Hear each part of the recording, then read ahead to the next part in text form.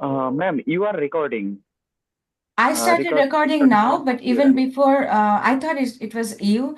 Even before I started recording, that is fireflies.ai. Uh, Even I started recording, someone asked uh, that he or she is recording. So I'm not sure.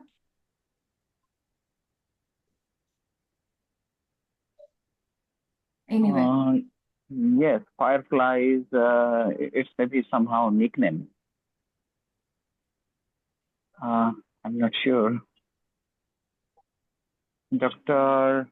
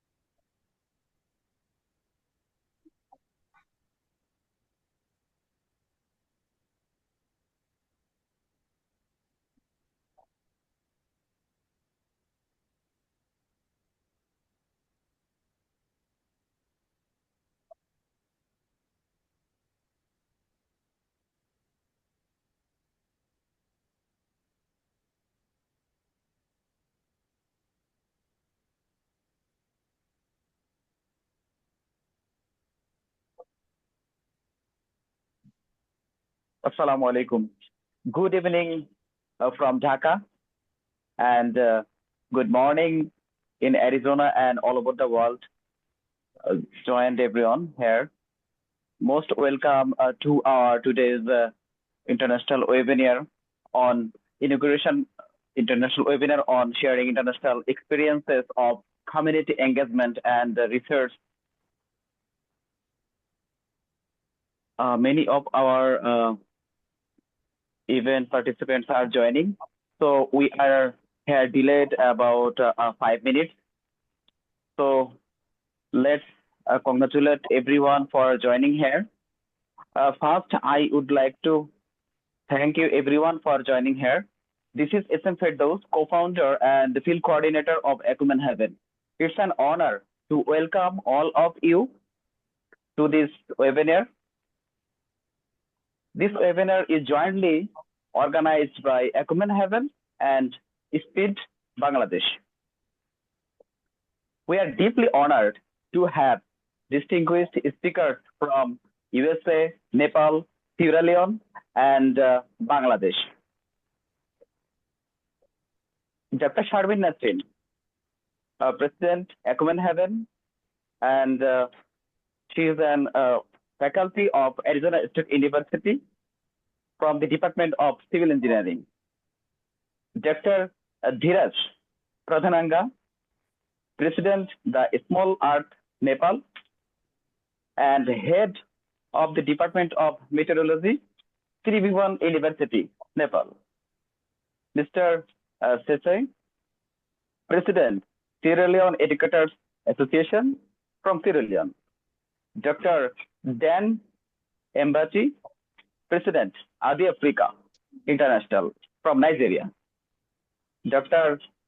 Shuman Manandhar, Founder and Senior Research Fellow, Global Institute for Interdisciplinary Studies, Nepal. And Iftesham Bashar, President, Speed Bangladesh. This is about sharing our experiences, the session about aim to deepen understanding of how community participation combined with evidence-based research can drive meaningful climate action. This session will show how together we can build a more resilient and sustainable world. Now, I would like to request Dr. Sharmin Nasrin to inaugurate this session officially.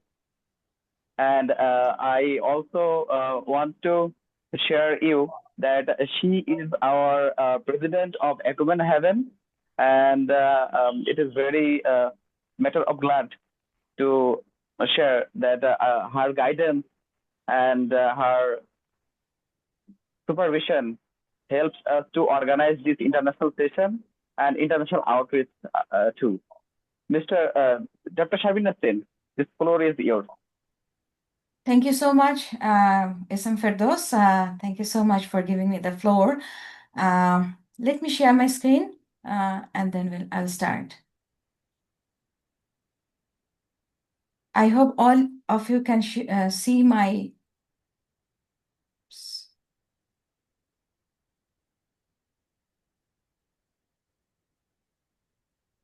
Yes, we can see your slides. So, yes, you are visible. Okay, thank you. Okay. Good morning, good afternoon, good evening to everyone, whoever are here from all over the world, different parts of the world, and also my sincere gratitude to all the distinguished speakers who are here to share their insightful experience with us. And also, I would like to give my sincere appreciation, my sincere thanks to all the participants who are here and who have taken out their valuable time and participating in this webinar. Thank you all. So even though Firdos has introduced me, I am Dr. Sharmin Nasrin. I am the president and the founder of Acumen Haven, and I'm also serving as a faculty, teaching faculty in Arizona State University in Department of Civil Engineering.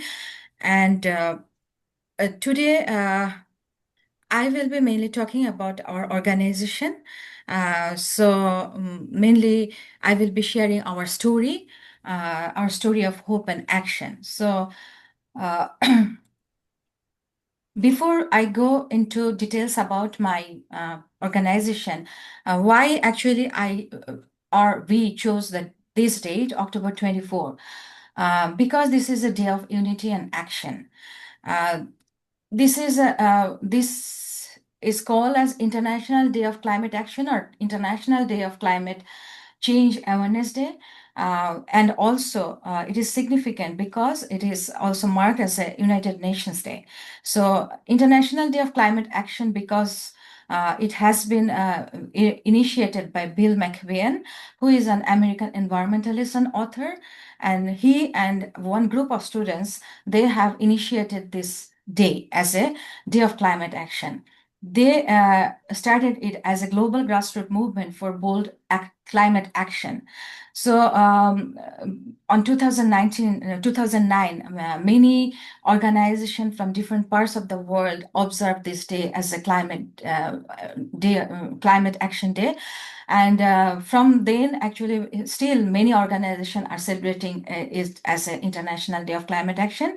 And definitely, by UN, this has been declared as a UN Day.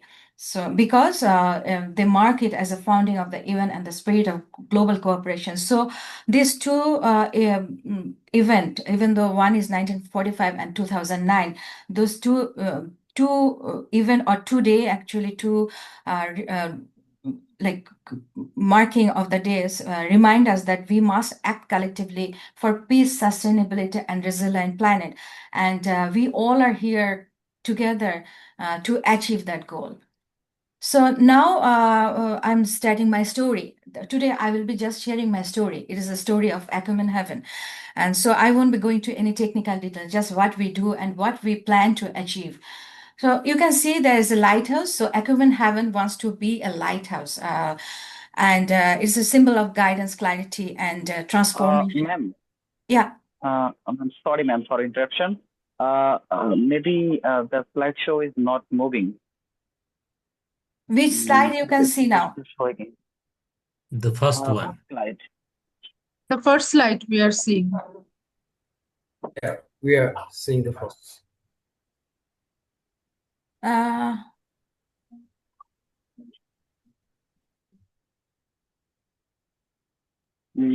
please restart the slide again. Okay, I'm doing that. Just 1 minute. Yes. Sorry about that. I don't know, some technical glitch. Right, okay. So if it is not slideshow, then maybe I will go slide by slide as Dr. Suman was doing. So maybe that will work. Now, can you see my slide? Yes. Not as a Yes, We ma'am. slide. can see it. We Not can as a see. slideshow. Now, Okay. can you see as a slide show? No, as a No, it slide. just opened the PowerPoint file, just opened.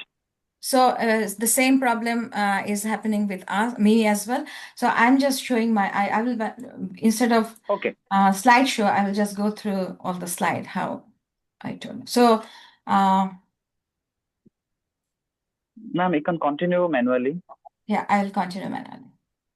Hmm. I'm sorry, extremely sorry about this technical problem.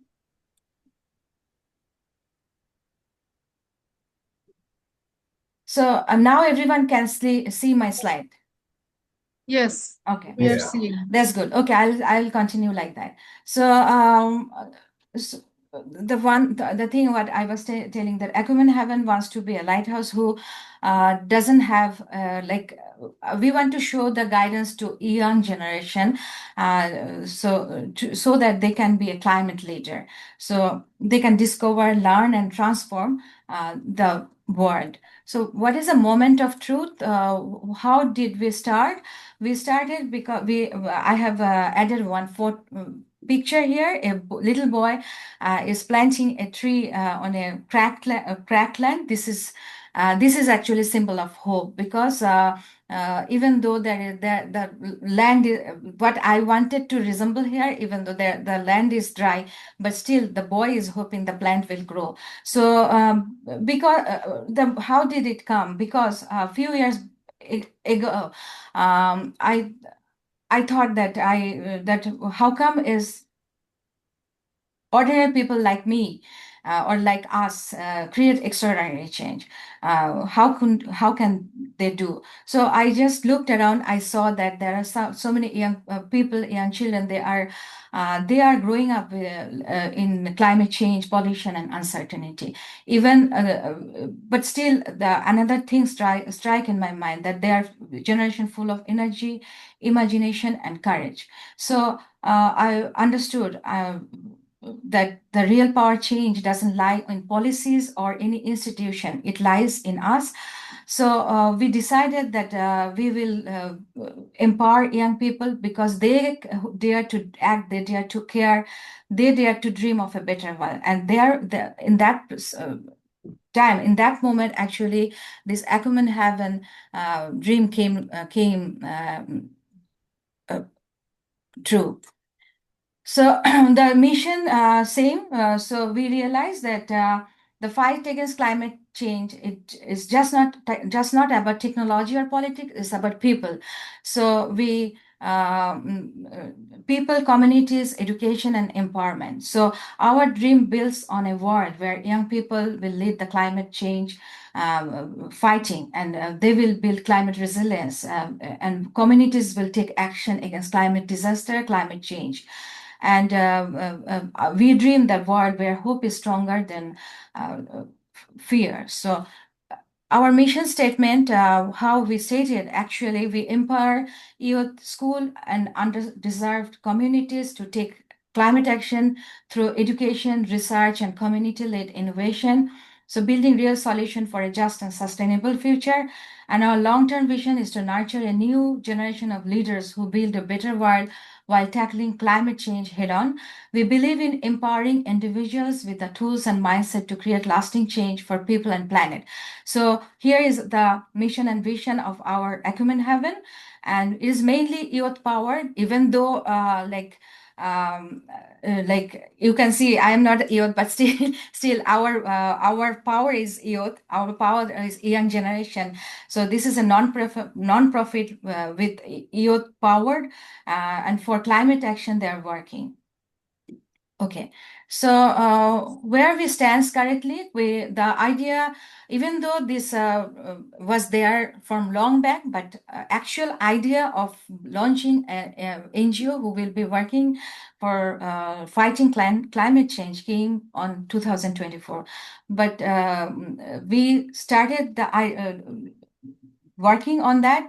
And in 2025, we launched NGO. We got the registration from Arizona Corporate Commission, and we also applied for tax exemption, that is Internal Revenue Service 501c3 status in USA, which is essential for like USA working in USA environment, at least as a non-profit. And now we are growing our program. Now we are expanding. So now what actually we are planning to do, or what we are doing currently, even though we are a very new organization, but we have vision, we have plan. We started with because I told you that we are targeting young generation, we are targeting child. So we started in school. So our flagship program, that is Climate Fighter program for school.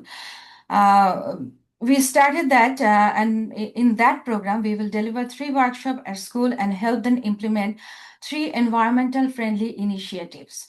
So in Bangladesh, many schools actually lack of this kind of facilities or this kind of vision. So we want to be working along with them to implement this program, to make them as a role model of a at least as a national role model to fight against climate change. So in that program, our first workshop we've designed for grade school children from grade 1 to 5, that is called Earth Avenger. In that program, we will be mainly teaching children that how their daily habit has impact on climate change and how they can help this earth and they can become an Earth Avenger themselves. And second workshop is Green Biters. So in this workshop, we've designed that food habit is essential, not only for their healthy life or not for their nutrition, but also for climate. Because if they follow balanced healthy habit, healthy food habit, definitely it is going to help the planet. It going to achieve the sustainable planet and also achieve the climate resilience. And the third workshop that is mainly we designed for, that is in Bangla, it is called Shorok Sathi, or in English, it will be saying as Road Companion. That is from grade 6 to 12. So for all this workshop, we also included children's critical thinking, thinking skill, increasing some activities as well. So in this workshop, we mainly focusing on like following traffic rules and laws. So we are focusing, and we are mainly teaching children that following traffic rules and following traffic laws also can help art, and it can affect, if they don't follow, it can affect climate change. Students learn road safety, civic duty, and how everybody mobility choices impact air quality. So here are some photos with, okay, here are some photos with our school partners. And in this program, our partner is Work for Better Bangladesh Trust. We signed a memorandum of MOU with the Work for Better Bangladesh Trust, who actually believed in us, even though they are very old, they started their journey, I think 30 years back, and they are with us. They are being our partner. They have believed in us. They are working as a mediator between school and us. They are the mediator. So with their help, we signed MOUs with 10 schools in Dhaka, Bangladesh. So as a pilot program, actually, we are delivering that to this 10 school. We are supposed to continue this program in 2 years, and maximum 3 years time, and we will implement this program.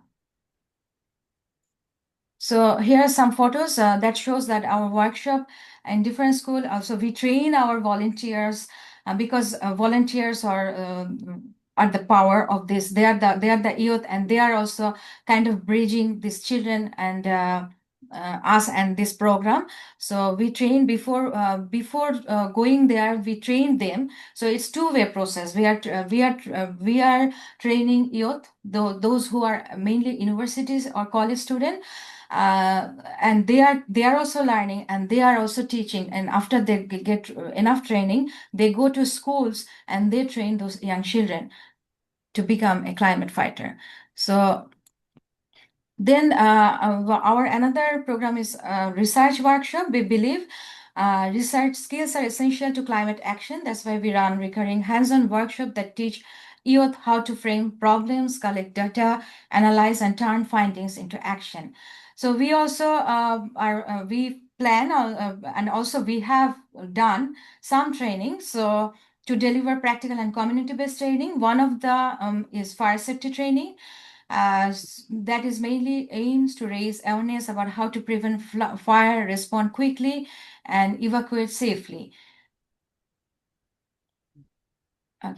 Okay, so regularly we also organize different webinars. We already conducted several webinars on community-based climate resilience, road safety, and sustainable mobility, and practical community research methods. Our next webinar, because I got the chance to give this information out as well. So our next webinar will be on November 23rd, and another one on December 13th. So November 23rd, Dr. Fahim Sufi from Quest Institute, Virginia, US, he will be giving us lecture on disaster awareness and sustainable infrastructure development. And on December 13, Dr. Shauli Shahid, she is an associate professor in Curtin University, Australia. She will be mainly talking about Aboriginal knowledge in Australia, how climate change, sustainability, and Aboriginal knowledge give us information on how can we learn from their knowledge, and we can transfer that for our climate fighting or climate tackling action. So another program we are planning to start, or already one session has been done, that is Climate Action Cafe. So this is actually an open and informal discussion where anyone can share their thoughts. So a mother, a grandmother, grandfather, anyone can share their thoughts and feelings about health of our planet and listen to others. So at the end of the session, we note down an action plan from each participant perspective. The goal is simple: to engage the community, spark meaningful conversation, and inspire collective action for our planet. So these are some of the photos where our volunteers are collecting data for their research. So research is definitely, these are very small scale research. So mainly to give them some youth or these volunteers to understanding about how to conduct this kind of research, how to collect data. Okay, so these are some pictures about our webinar, on our webinar. So as I said, we have conducted several webinars, so pictures from those webinars. And we also started Acumen Haven Fellowship. In our first year, we awarded fellowships to 3 student leaders. One is Brishti, Madiha, and Jui. So these fellows actually leads a team that disseminates climate education, prepares school workshop, and crucially guides their teammates to become a future leader. So this builds a pipeline of leadership. So they become leader, and they also turn their teammates to become leader. So on it grows team to team every time. So pathway is recruit, train, co-lead, leader workshop, and graduate to fellow. So as I said, our volunteers are our heart. So without them, we cannot do anything. So some of our volunteers' pictures I have included here. I could not, because of time constraint, I could not include many of your picture, our volunteers, whoever are here, but that's why I said many more. So, but definitely whoever is not there in the picture, they are also in our heart. And thank you all. This is a good platform for me to thank you for your hard work. And I really appreciate your work. So yeah, so what is the impact in just our first year, because we just started legally, because we got our registration in 2025. In our first year, we piloted in schools in Dhaka, trained many young climate volunteers, organized research workshop, conducting research studies, and we also disseminate our research findings through journal publication and conference presentation. Some of the conference presentation has been already accepted. So one of them is American Society of Civil Engineers, that is going to be held in next June 2026. So we also build partnership with educators and NGOs across Bangladesh. Definitely our colleagues from Sierra Leone, Nigeria, Nepal, and beyond are there. So this is also starting that partnership, and definitely we'll go further. And created many international webinars for bringing voices together.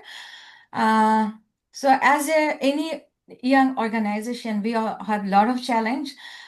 We have challenge because we face challenges of funding. We don't have much funding. Whatever we are doing from our own funding or donation.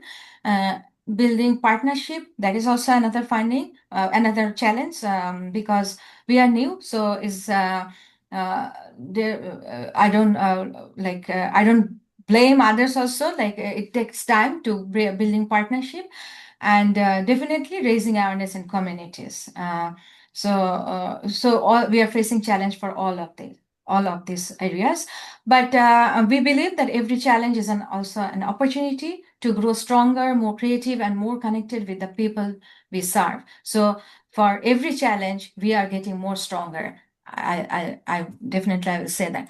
And our future vision, by 2030, we dream of reaching at least 50 school, training 20 plus youth fellows, and creating global climate data hub where kids' actions are measured and celebrated. Additionally, our 3-year strategic plans include several other initiatives, such as environmental project in an urban slum, exhibition competitions for youth and children, and also mini-scale conference, etc. So this is where you enter our story. Every partner, every supporter, every educator, you are part of this journey. Together we can grow hope. Together we can grow hope across the borders. So please join our story.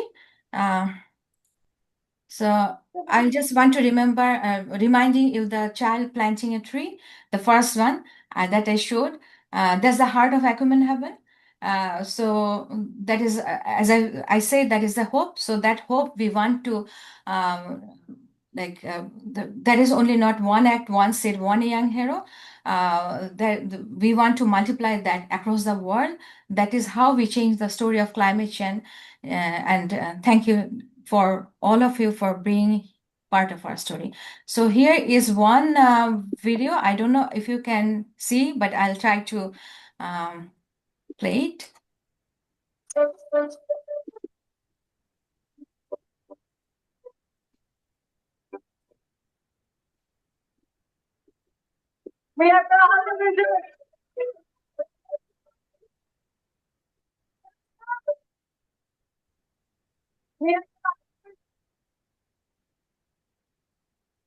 Okay, there is actually a video from one of our workshop, and yes, thank you so much for listening and giving me this opportunity to talk about our organization. Okay, so Spiritos, you can take now. Yeah. Thank you, ma'am. Thank you, ma'am, for such a beautiful presentation about Acumen Haven. Now I would like to invite Mr. Dheeraj Pradhananga, the President, the Small Earth Nepal, and Head of the Department from the Department of Meteorology, Tribhuvan University, Nepal.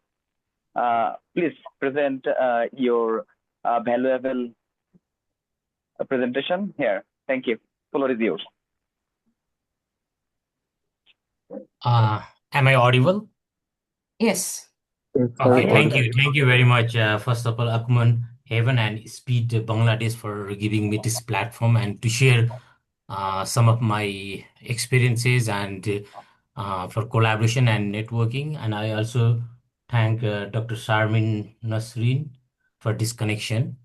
I have a few slides that I would like to focus on some of the experiences that I got from my community interaction, and especially bridging science and community, and how I try to expand it to South Asia, China, and globally. So this is mainly for opening some of the collaboration and networking platform. So my few slides will focus on three questions that I would like to answer. The first one is what climate models and data told us about precipitation in mountains, focusing on Nepal Himalayas.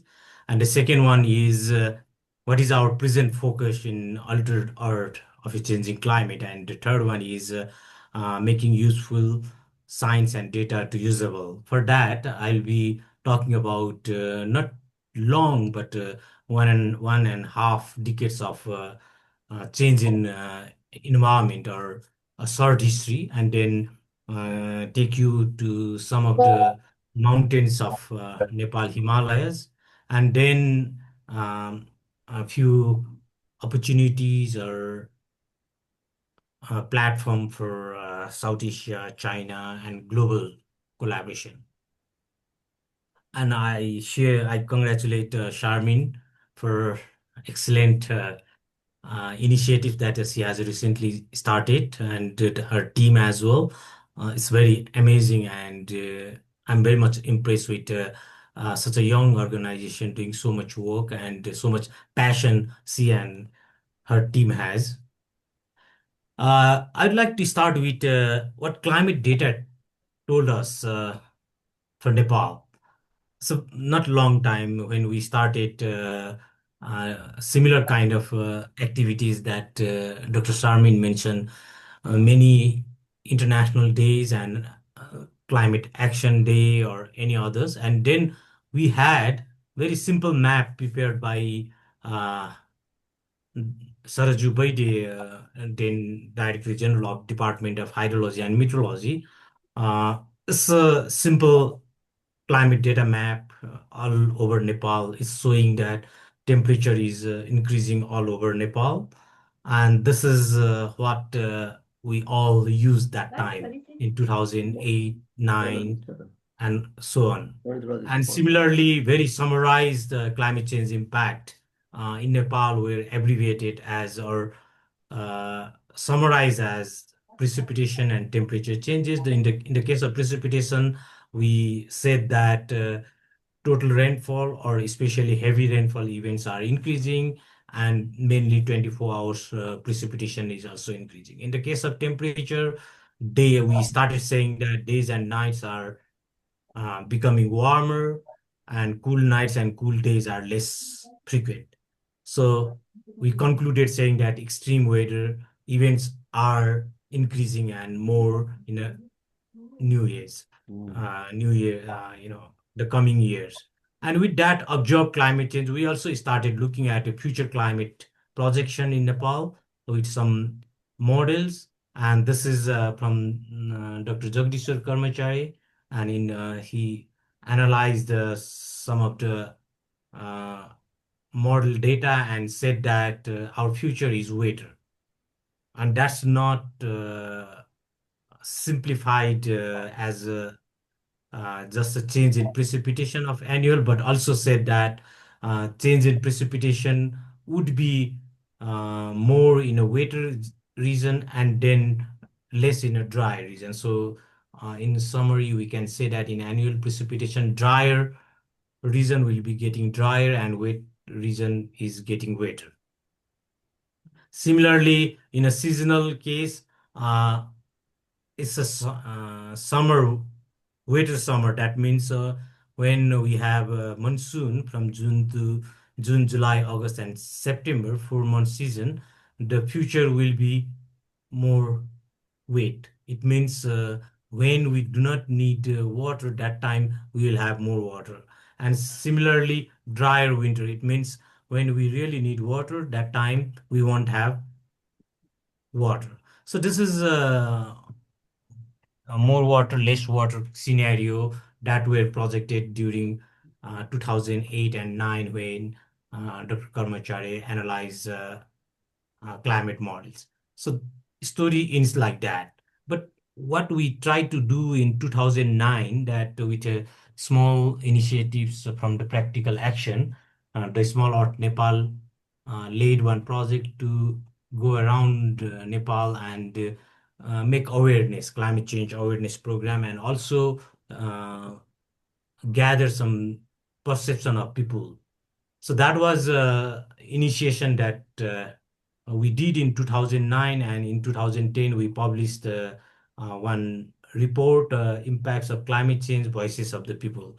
So this is a small story of 1.5 decade that I would like to share. So in 2009, when we went to the several places in Nepal, so while doing some participatory vulnerability assessment, interacting with the communities, we realized that they experienced change in precipitation phase. So total precipitation may not be changed, but the change in phase means precipitation falls more in the form of rain than in snow. And then also those snowfall didn't stay longer. And then the another consequences with that is the spring water started drying up, and especially in the mid hills, and the dry season is getting much drier. So these were the few challenges, and they experienced the impacts in winter crops. So in the mountains, in the cold regions, uh, winter crops started failing. So these were the voices of the people that we heard in 2009, and with that uh, information, we tried to gather some information from remote sensing, because we didn't have enough stations or monitoring stations in high elevation sites. And we looked at 2 times images using Google Earth Engine. So to 1990, and then if I hover around, then it's a 2018. So when I go back and forth, you can see that the changes in snow and ice cover area. So if we go to the number, in 1990, 26,000 square kilometers were covered by snow and ice, while in 2018, it was only 16,000. So these were the consequences that we get from the remote sensing data. With that, I'd like to highlight that in the recent years, in the Himalayas, Bhutan, India, and Nepal, in mountains, even in the dry regions, we started having several floods. For example, this is the Mustang, which is one of the dry region in Nepal. We started getting floods over there. And if we look at one of the mountain areas, Langtang Glacier Basin in central Nepal in the Himalayas, we see that snow and ice covered areas from 1988 to 2015, it has reduced significantly. So these were the changes observed uh, in the case of the Himalayas.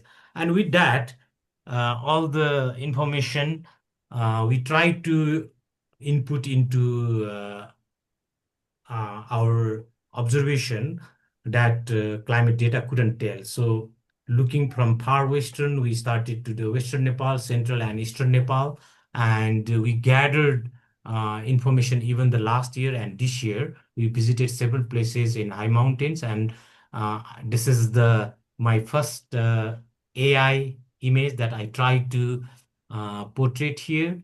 So it shows that in prior to 2009, when we visited there, they shared us that they used to get 3 to 4 feet of snow, and it stayed for a longer period. And in 2009, that reduced to 2 and 3 feet only. And now in 2024 and 25, they didn't even get 1 foot of snow. So these are the scenarios that have been shared by the communities to us. With that, we started dialogue, intergenerational dialogue for mountain water sustainability, and especially for collaboration and partnership among south, north, and with several initiatives. And with that, last year, we started collaboration among 8 countries, and we got funding from Asia Pacific Network for Global Change Research on one of the projects that is mainly for collaborating. The project title is Enhancing Climate Resilience in South Asia and China, Predicting Precipitation Shifts and Their Impacts for Disaster Risk Reduction and Resource Security. We have more than 14 collaborators from South Asia, China, USA, and Japan working together on the same mission. And I really appreciate Dr. Charmin's presentation, how collaboration and partnerships are important for the shared goal. And our objectives was to understand the precipitation shift in terms of spatial, temporal, as well as in terms of precipitation phase in South Asia and China, for disaster risk reduction as well as resources security. And also one of the major component of the project is to build capacity of early career resources and professionals.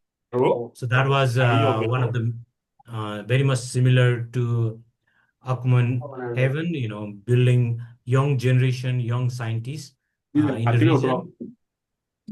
I think I can hear some. So let me just take your data. Excuse me, can you please, And other who is not present, can you please switch off your microphone? Yeah.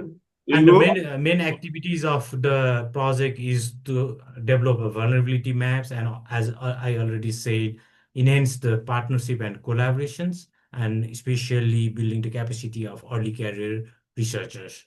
And last week only, we had fall school inviting all the participants from South Asia, China, USA, and that was for building their capacity on climate data analysis.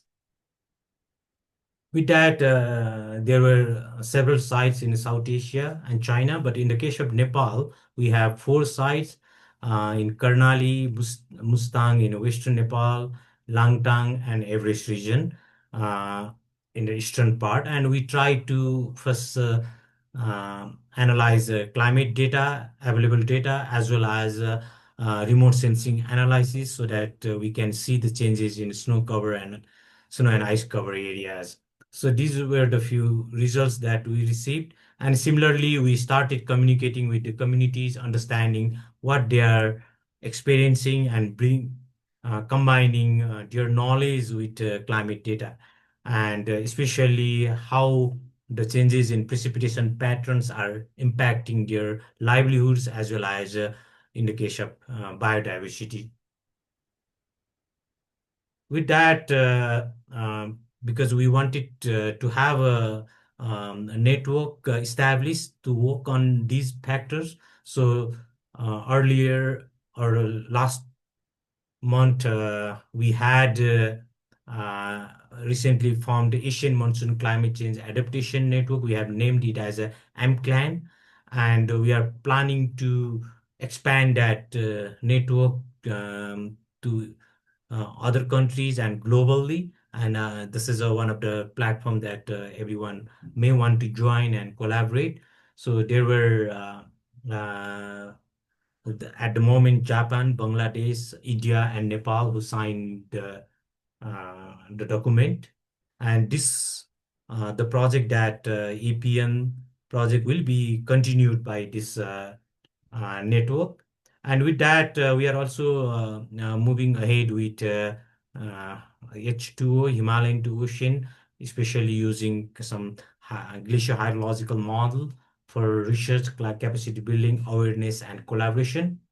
And one of the initiatives that we started in 2023 was landslide environmental virtual observations, where we work with the community and citizen science so that the community can participate in a climate and water data observations and monitoring. And with that, we are starting also a new project from February 2026. So we already received the seed money from German federal government, and we are planning because of lack of stations in high altitudes.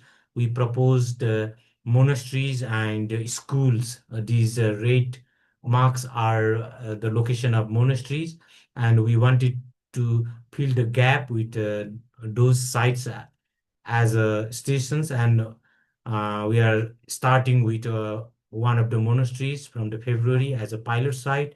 And if we successful, we would like to expand that to Bhutan because the situation is similar, and also to India and China. So this is another opportunities and network for especially the case of snow and ice focused research and studies and awareness. So this year, 2025, is International Year of Glacier Preservation. Similarly, since this year, March 21st, as we are celebrating as a World Day of Glaciers, and we started feeling that 1 year is not enough. So we are having now a decade of action for cryospheric sciences 2025-2034. So these are the few opportunities for us to collaborate and work together. With that brief presentation, I'd like to thank everyone for this listening me and for the opportunity to share some of my experiences working with the communities. And when in fact, we started sharing climate change to them, but now when we visit them, they are the one who taught us, what is climate change, what they are experiencing. Once again, thank you very much. Thank you. Back to Ferdows. Thank you, sir. Thank you, Mr. Adhira Pradhananga, sir. Now, I would like to invite for a presentation Mohammad Sisai. I think my pronunciation is right. I'm not sure. Sisai or Mr. Sisai. Please correct me during your presentation. He is the president of Sierra Leone Educators Academy Association from Sierra Leone. Mr. Sisai, floor is yours. All right. Thank you so much. I'm so excited actually to witness this wonderful event organized by Acumen Haven. I'm really so excited. So just Okay. 1 minute. I am interrupting.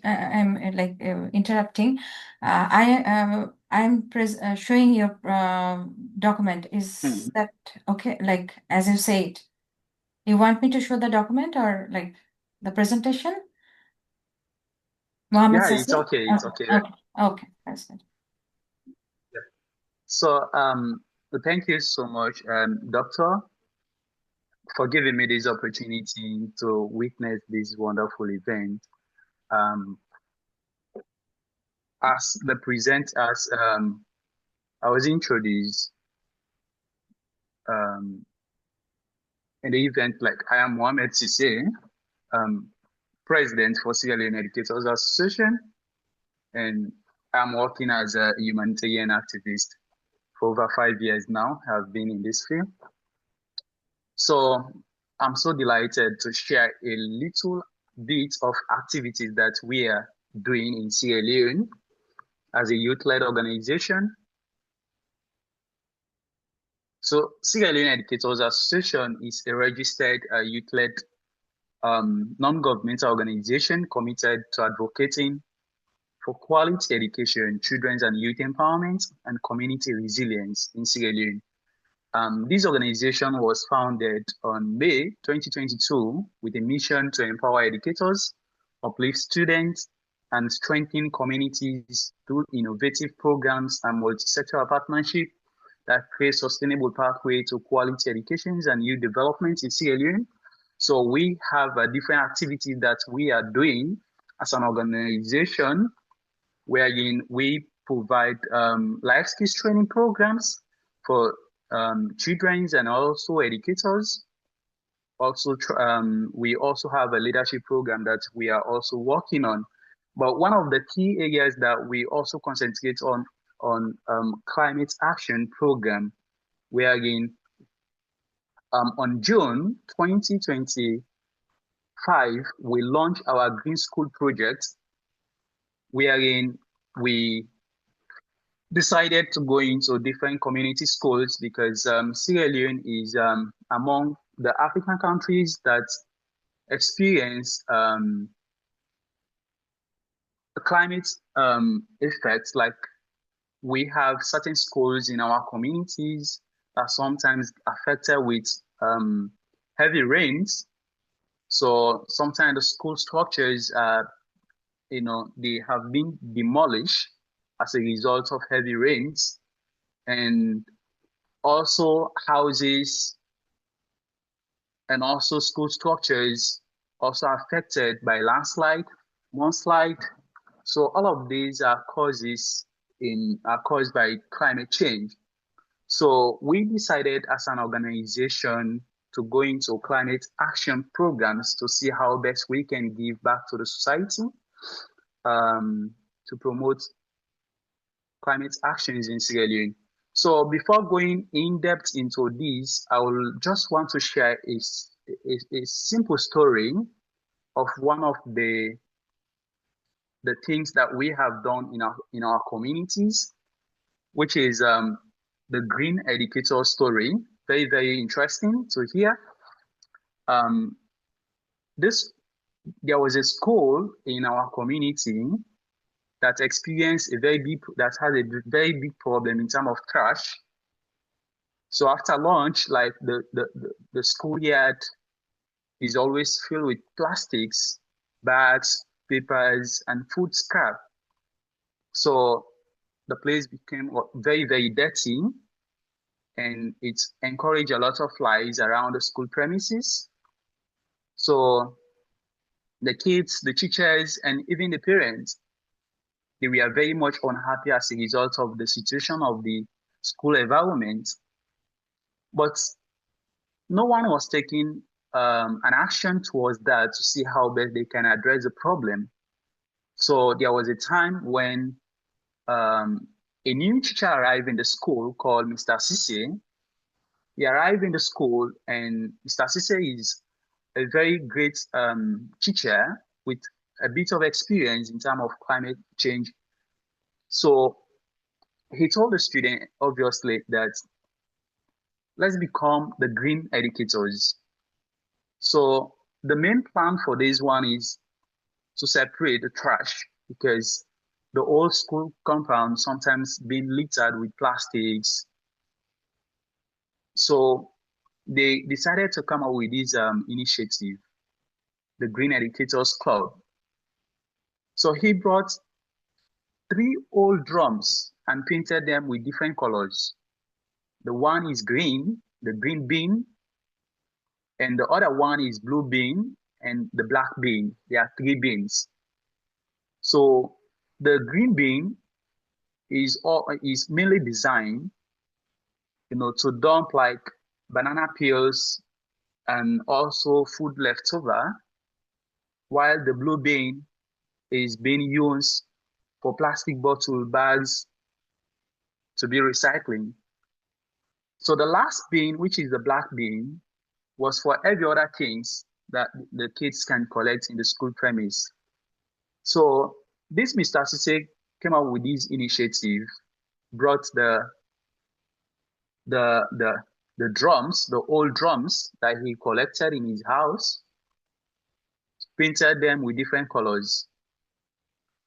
So, but the idea is really, really new to the kids, and also to the fellow teachers as well. So they don't understand, what this clearly means. So Mr. Sise showed them like a magic of recycling, wherein the food waste from the green beans was later buried to make a compost for the school garden, wherein that compost can be used to in their school garden, like they plant maize, they plant cucumber for the kids. So they use the green bean waste, to improve their school gardens. So while the black bean, the black bean, just only contain a little trash. So the blue beans, which contain what? The clean plastics. So later when they empty that bin that contain plastics, and after the plastics were sold, what the school did is that the money they raised from the plastic sold to a company buying plastics, they use that money to buy books, school learning materials, and supply to the kids.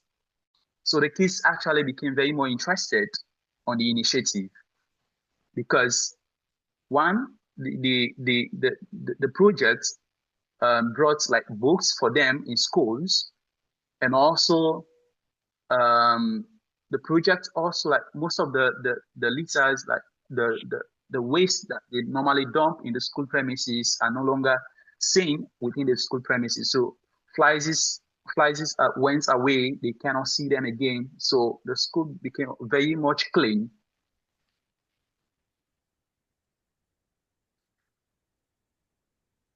So, but there was a bit slogan that the kids were actually using as a result of the impact the project has created in the school premises.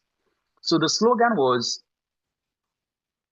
when someone wants to drop a plastic on the ground, another kid will say, don't drop it, bin it right, don't drop it, bin it right, meaning they should put all the waste, based on the different categories of the bins. Like if you want to drop a plastic, you should make sure that you drop that plastic to the right bin, which is the blue bin. If you want to drop like a banana peel, you should drop that banana peel to the green bin. So all of that waste should be dropped in the other bin, which is the black bin. So the kids and the teachers started, off with this slogan: don't drop it, bin it right. So it was the slogan became a very nice song for the kids. Sometimes feels fun with, like, to sing. So other schools also became interested. They heard about this project, so they also became interested and decided to initiate the same activities in their school premises. So this is all about the story, but there is a lesson learned that the story, created in the community. That is, separating our trash can make what a huge differences. Sometimes we normally dump our waste, wherever we feel like, or sometimes we don't even know how to separate this waste. And imagine, like, you have a bin, the same bin, you drop their bottles, you drop their plastics, you drop their, like, banana peels, with those banana peels can create a manure for schools, can create a manure for backyard gardens. So this idea is not too much there. Like, most people don't have this idea. So that is our key areas of intervention that we will be working at in different schools and also in communities, engaging parents, engaging schools in terms of waste management, in terms of tree planting, and also school gardening. So we have started June, we launched our Green School project, wherein we planted some trees in different schools together with the kids, and the kids were the lead of the project. We are only giving them like directions. They lead the projects. They did the surveying with the help of the teachers as well. They survey the place where to plant the trees, and also they also planted the trees. And coming to the school gardening, they are the one also that planted the crops like maize and the cucumber. They did everything. So after harvest, those produce are not going to being used by only the teachers. The kids, the students are also going to benefit from that, because in the future we are actually planning to have a feeding program, school feeding programs. So it was just a demonstration project to see our lesson learned from the project and areas we need to improve. So we have been working in this project over the years. And obviously, like for Sierra Leone, we have been facing a lot of disasters, over the years as a result of heavy rains. And you can also imagine, like, there are some communities, like in dry season, especially for during the month of February to May, most of the communities, they lack water. We are in, imagine a kid actually have to go to school in the morning and at the same time have to think about fetching water to take shower, dress up, going to school. So most of the kids during this period, like they went to school very late. So, which is also another problem that we are trying to address to find a solution wherein we can do what we call rain harvest, store some water that we can able to preserve, for future use. So it's also another area that we are trying to work on. And also there is this tree planting. We did not only plant like trees to beautify the school premises, but also trees that can provide food for the kids as well. Like, let's say guava, if we plant guava in few years' time, when those guava produce, then the kids are going to eat in schools. And also if we plant mango, so many things, like the kids will definitely benefit from that. So our green schools is not only targeting like planting trees that just beautify the environment or creating a shade for the kids, but also trees that can also provide food, address the problems of food insecurity in schools in Sierra Leone. So this is our work, and we have been working as a youth-led initiative, and we have been using resources from our pockets, because since we created the initiative, like, we know the challenges of funding, globally. So it's very more difficult, but out of our dedications, the love that we have for the initiative and the impact that we want to create in our communities, we use our resources, we dedicated our time to see how best we can contribute to society. So we have been working so hard, and at the same time, as we are trying to work together with Acumen Haven to see how best we can expand our initiative, we are very much happy and we are excited. We embrace the opportunity to work with them as partners to see how best we can make a difference in our communities. At the same time, we are looking for more opportunities to see how we can add more programs into our initiative. So I would like to stop here, and I want to say thank you all.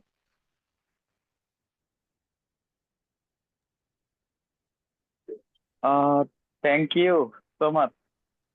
Mohammed, you had sent one video. Do you want me to play that? Yeah. You can play the video because it contains some of the school activities that we have done. Yeah. Short video, please. Yes. Okay, just Okay. open that.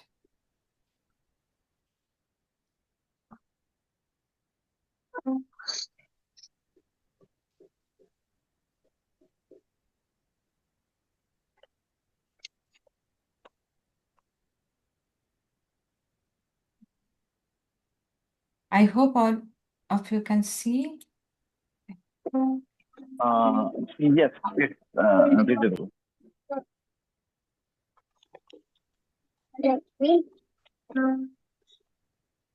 Plant a tree, say. Every time you plant a tree, you say. Wanna do a simple thing that's good for you and me. Plant a tree, save the world. Trees give us green. Trees give us clean fresh air. Trees give us food to eat. And there's more than enough to share. Trees give us food. You can even climb on one. Trees keep the ground in place and give shelter from the sun.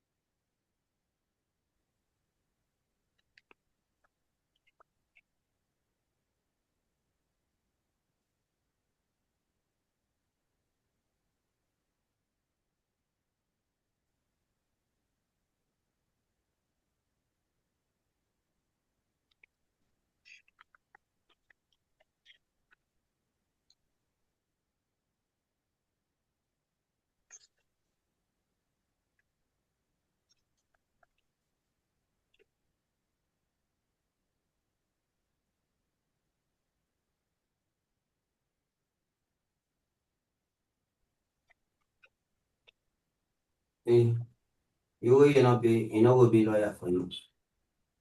It's simple.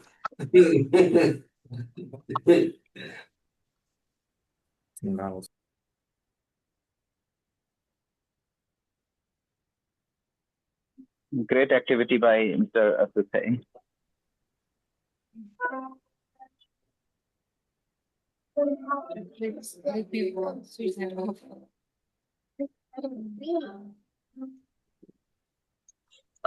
So thank you, Mohammed Asuse. Have you finished or not? Every time you plant a tree, you Just give me 1 minute. Okay. wanna do a simple thing that's good for you and me. Plant a tree, save the world. Trees give us green. Trees.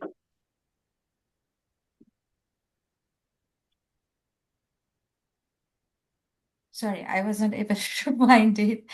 Okay, you can continue, Firdaus. Yeah. Thank you, ma'am, and Mohammed Asuse for this nice presentation of the youngsters activity in Sierra Leone, and they are doing their great job for saving the world. Now I would like to invite Dr. Prince Dan Mbati, President, AdiAfrica International from Nigeria, to present his presentation. Mr. Prince Dan Mbati, it's your floor now. Thank you. Thank you very much. Good evening, good morning, and good afternoon. Anywhere you are in anywhere in part of the world. I have challenges with my laptop. I may not be able to play it on the store, so I don't know if should I go on a manual so I can be able to see what we can do now. I was trying to sort it out for the past 20 minutes now. I cannot be able to use my laptop now. Should I go on, please? Yes, you can continue. If you have your file, you can share to Dr. Nasrin to Yes, display.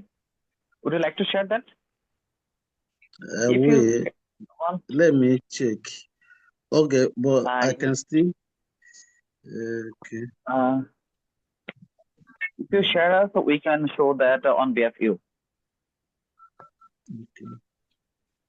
Because I have two presentations, but I think I really want to talk little of the achievements about AdiAfrica and what we have done, just a little bit about it. Thank you. Let me share. Okay. Okay.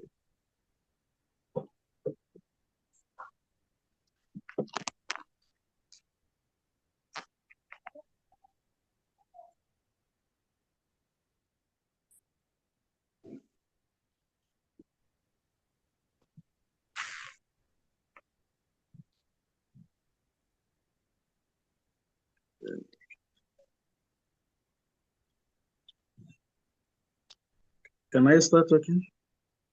Presenting? Yes, you can.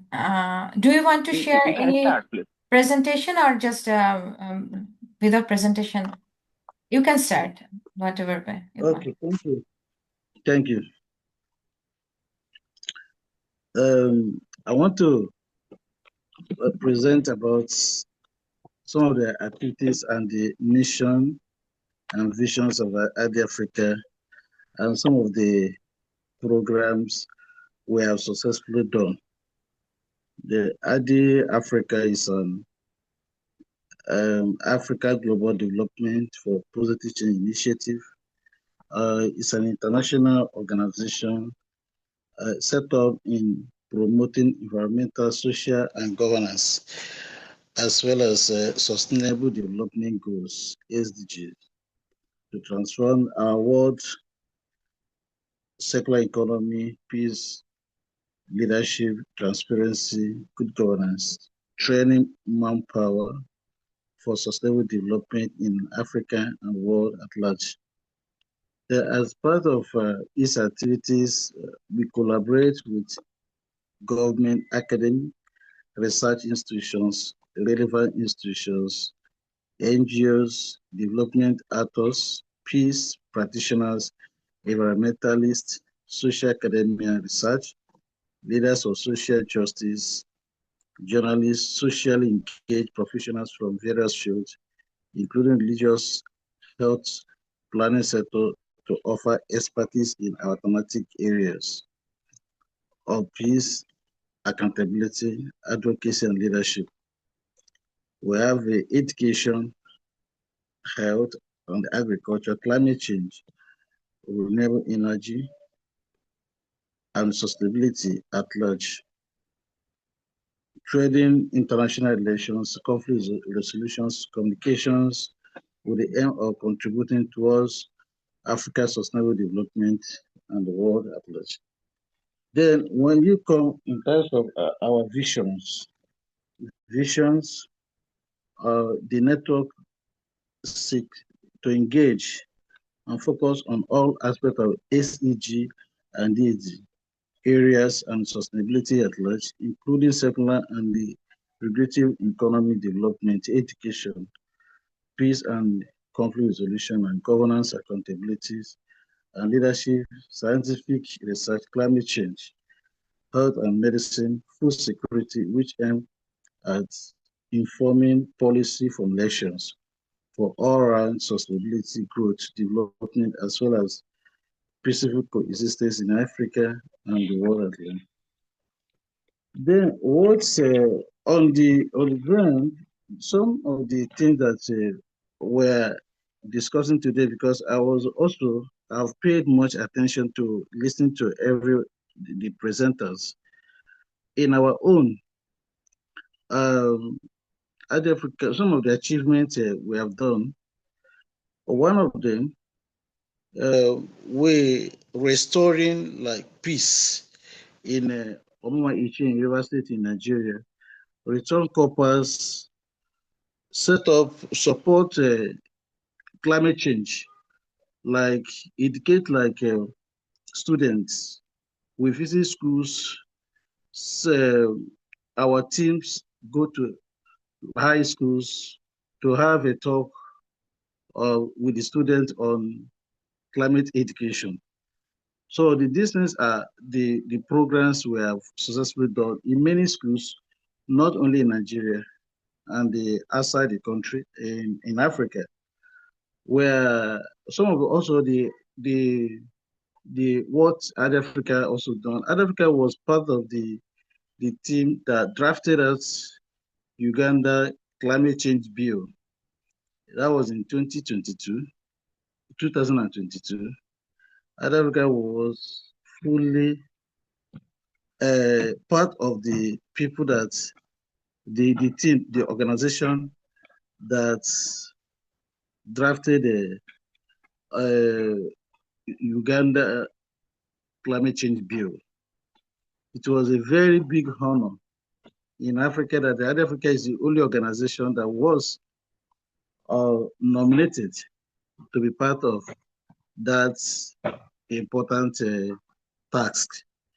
Then, in terms of other activities, AdiAfrica we have carried. AdiAfrica also carry out free ice cream exercise for children, like giving children, because of the pollution in the area where we are. My states in Rivers State in Nigeria, we have so many. Where this is an oil state, we have issue of gas flaring, pollutions and everything. It affects children from the womb in terms of having issue of eye problem and all this. So AdiAfrica set up a team and also training, supporting the children by screening their eyes, giving them eyeglasses so that they will not have much effects, whatever that is happening around. In terms of there's a suit, there's a suit in our place. Those suits is also part of the thing. The oil companies, they abandon so many things, which the community are the one that paying for what they did not commit, for what they did not cause.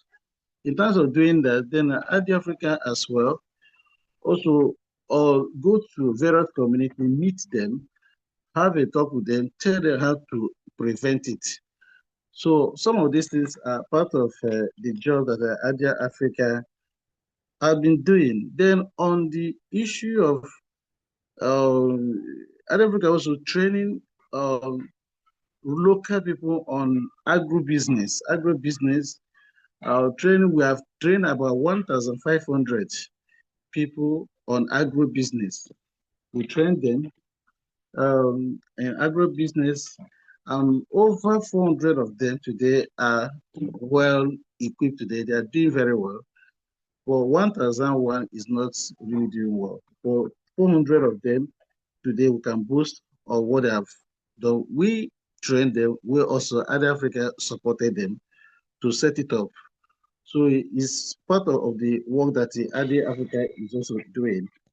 Then in terms of, we also organize a conference. There's a conference we organized in 2021, 5th of June 2021, AdiAfrica International Conference on Empower Women, Empower Society. That was in 2021.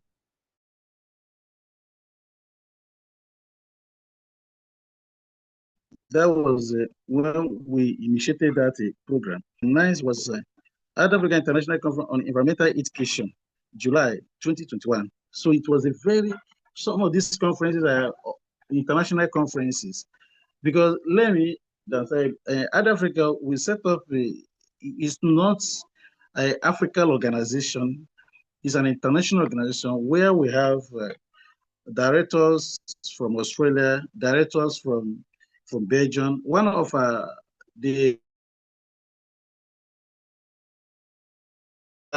from University of Athens, Greece, is the director of documentation, and documentation. Dr. Ria Arts from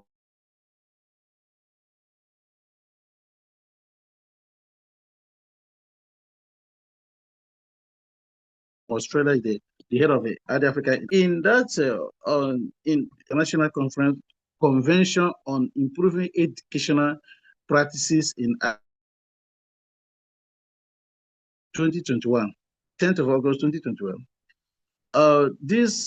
This conference will organize over 273 people. This international AdiAfrica International Convention on improving educational practices in Africa and developing countries. It was a very successful conference, which people all over Europe, Asia, America, everybody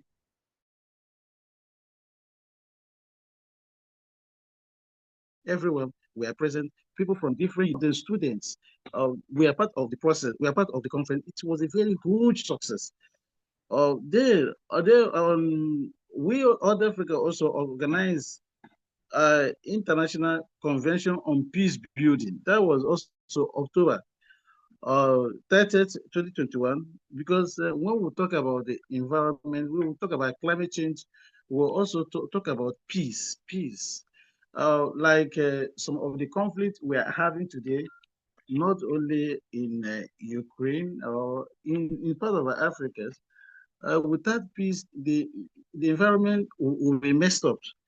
We also organize peace building, peace prevent environmental disaster, because a lot of things are happening around a place where they're throwing bombs, doing so many things. The place will be hazardous.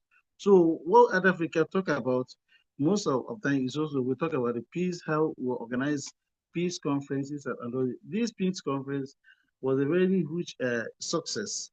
Everyone were African Union also sent a representative to be part of this peace building conference, which in bringing sustainable peace in Africa.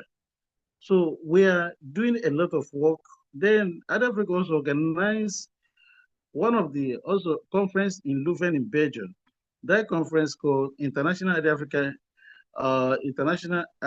Summit on Circular Economy and Sustainability. This sustainability, where we talk about issue of we talk about the waste to wealth. Some of the components of that conference is international on AdiAfrica waste to wealth, peace, sustainable and regenerative agriculture, that which was held on 4th to 5th of November 2022. So all these things are things that we are doing. Then in 2023, AdiAfrica organized so many conferences. Then in 2024, AdiAfrica also organized very successful AdiAfrica International Conference. We call it AdiAfrica International Summit on Sustainable World Food Security Systems and Environmental Sustainability. A lot of people where we talk about transformation towards sustainable agri-food and public health systems, which was held 19 to 20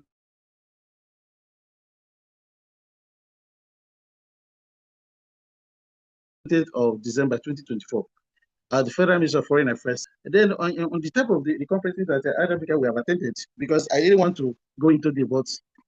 What I have to present is different because my laptop was not giving me what I want. So on this issue, AdiAfrica have been also involved in United Nations climate change conferences. AdiAfrica have been playing a major role in that since 2018 to date. AdiAfrica have been attending all the UN conferences. We are part of AdiAfrica was also part of the policy panel set up by United Nations Environment Assembly, which we always attend in Geneva. So in all the UN conferences, the program United Nations Environment Assemblies and other things. So we have been a very major player. In fact, AdiAfrica is also, we're organizing a conference in Zimbabwe, 25th to 27th of November 2025. It's going to be a 3 days international AdiAfrica training conference where we are going to talk about on recycling, because we partner with a very important uh, organization in Finland and also a company where the company they want to set up a recycling plant in Zimbabwe. They listed about 5 countries in Africa where they want to set up a recycling plant. In fact, Africa, we have done more than we have donated several notebooks and laptops to schools in Africa. Africa have donated the notebook and the essay because we partner with one organization in Belgium that donated over 2,000 laptops to AdiAfrica, which were also donated to schools. Schools, in terms of tree planting, we have done so many in Uganda. AdiAfrica have planted trees in Uganda, done so many work, and some of these things are the achievement that AdiAfrica have achieved. What my presentation is saying that this is just a. It's not. I didn't come up with like what I'm presenting now is not like the work we have done. We have done major works, major works. So what we are saying is that we collaborate with the organizations. We also collaborate with Ghent University Belgium. AdiAfrica signed 3 years MOU with Ghent University Belgium to co-organizing conferences together and doing programs. Ghent University has been of help to AdiAfrica. We also collaborate with the Brajaye University Indonesia. AdiAfrica and Brajaye in Indonesia are also going to organize a conference, international conference in next year, in November 2026 in Indonesia.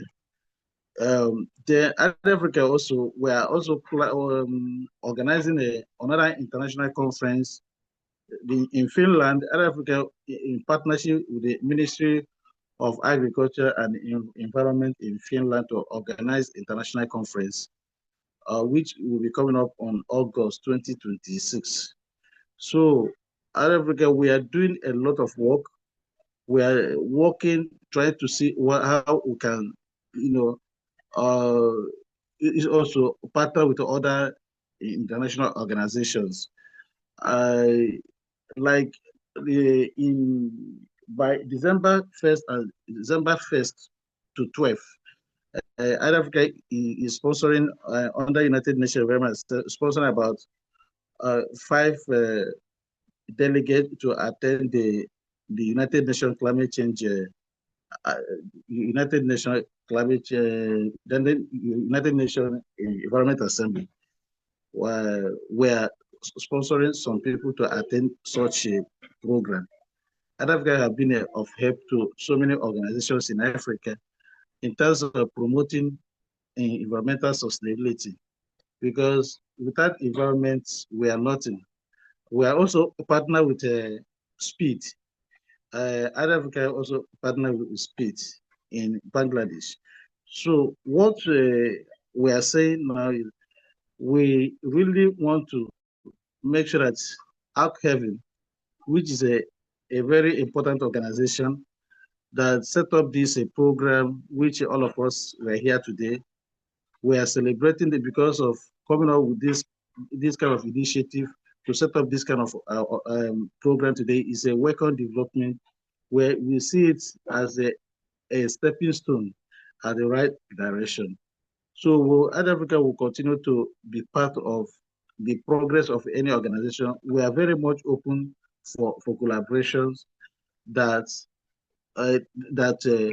will also bring positive solutions to what we believe on. Right now, I'm very sorry. This is what I really want to say now. I believe that in the nearest future, we also have other programs that all of us are going to join together to organize. Thank you, and God bless you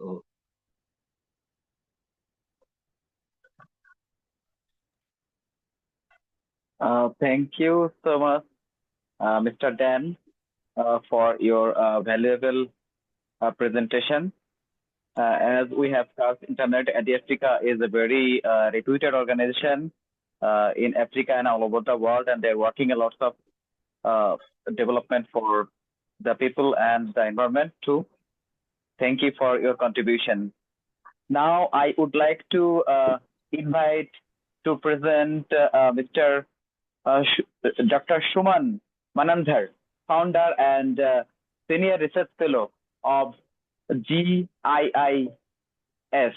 a global institute for interdisciplinary studies from Nepal. Thank Mr. you.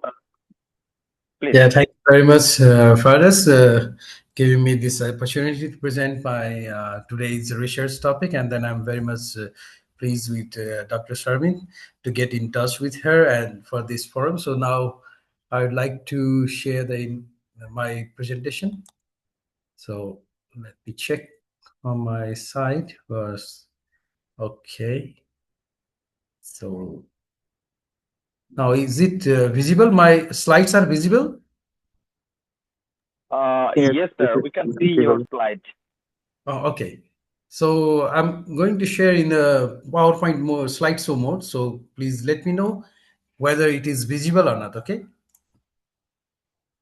Now is it visible? Yes, it's looking good. Okay. Visible. Thank you. Okay. So am I audible to all well? Yes, you are audible. Okay. Thank you. Yeah, thank you very much. And then good evening from Nepal, and then good morning, good afternoon, and good evening for the all over the world who are watching and then joining this webinar organized by Acumen Haven and Speed. So today I'm very much pleased to share my knowledge on the research topic related to the multi-hazards. So as sharing international experiences of community engagement and research, so how we work for the community, and then how we fight, and then how we find and how we give the solutions for the community people with disaster risk reduction, adapting the multi-hazards for risk-sensitive land use planning, and case studies. I'm going to present a case study from Nepal. So this is a pilot project in Nepal, that program titled by USA Tayar Nepal program. And then we got the project, and then we did this risk sensitive land use plan, adopting this multi-hazard risk assessment, and then incorporating together with the disaster risk management and disaster risk resilience, with the international partners from the Geoinformatics Center, from the Institute of Technology, AIT, and then Faculty of Geoinformation Science and Earth Observation of the University of Twente, the Netherlands. So this is the background photographs from the this far western Nepal, from the Karnali basin. So Karnali River we call Chisapani. So actually, we got the two twin municipality to assess the multi-hazard and the prepare the risk-sensitive land use for the urban planning.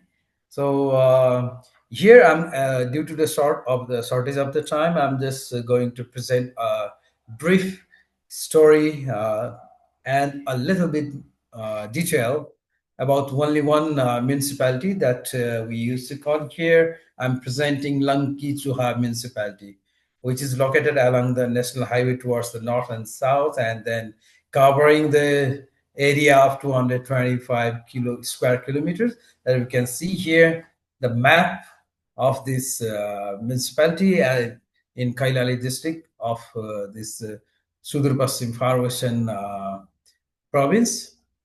So, what are our major objective is to comprehend the municipal context. First, in context of the disaster risk intervention, what are the disaster affected, and then how disaster affect those areas, and then access them to bring together in an overlay in a geoinformatics to form multi-hazard risk assessment, and then to implement those multi-hazards and intervene together with the DRR to develop the land use plan, and we can say that the risks-free land use plan, or we can say that risk-sensitive land use plan, RSLOP, and then develop the urban planning based on the growth nodes for the projection, trend and demand projection projected for the 2030 and 2050 AD, at least more 20 years for the future development.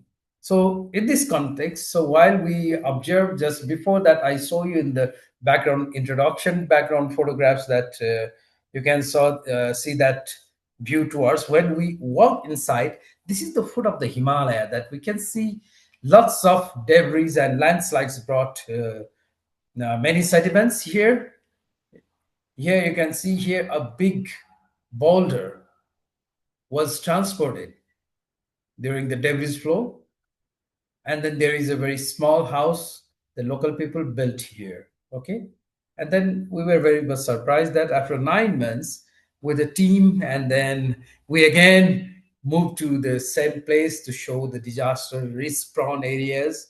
Foot of this Himalaya, we can see the right bottom picture that here I'm standing in between these, houses, street house, So before 9 months in that upper part of the photographs, we can see that only one house is there, right?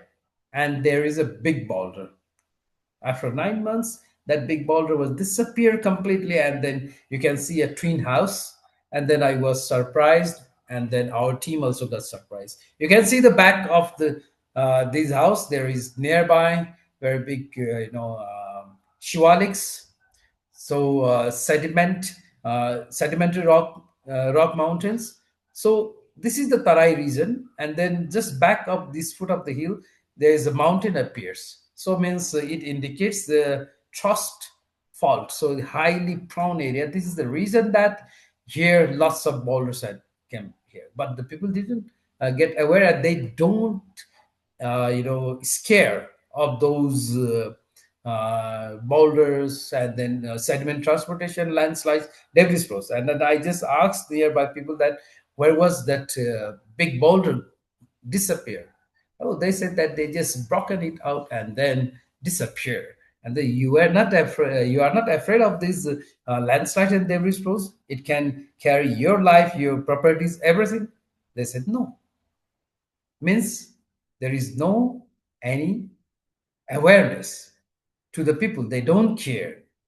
If the flood comes, they escape. They said they just escape from there, right? This is the story of the most of the mountainous areas in the developing countries, and maybe in some developed countries also we can find this kind of scenarios in the remote areas. So what we have found here, then we trace back to the past disaster. We have found, we ranked the disaster ranking for the first, second, and third. And like the first number of events was 68, and then human, in terms of the injury and human losses, it caused by the flood, because there is a very big Karnali river is there. And then how many houses damaged by what? Means in the first ranking, it shows that by flooding. In the second, it shows that the fire and the river erosion. And in the third, windstorm and thunderstorm. These are some of the major past disaster and its impact in between 1981 to 2021 in this municipality. Okay, so let's move forward here. So our aim is to build up the more resilient, risk-free land use plan or urban planning for the 2030 and 2050. So what methodology we use for this pilot study in Nepal? So first we need to understand the context. So we have to understand the context, and then we have to build up the team formation and then collect the information through the database from the past hazards and DRR portals and so on. So what we have to do, first phase, data collection, historical events that in the previous slides, I already showed to you. And then physically, we have to move over there and then collect the informations and then trace it out. And based on that, we have to decide how many hazards are there. As said that major hazards, flood, right? And then we can see the river erosions, fire, and there are in some places, very few places here, landslides.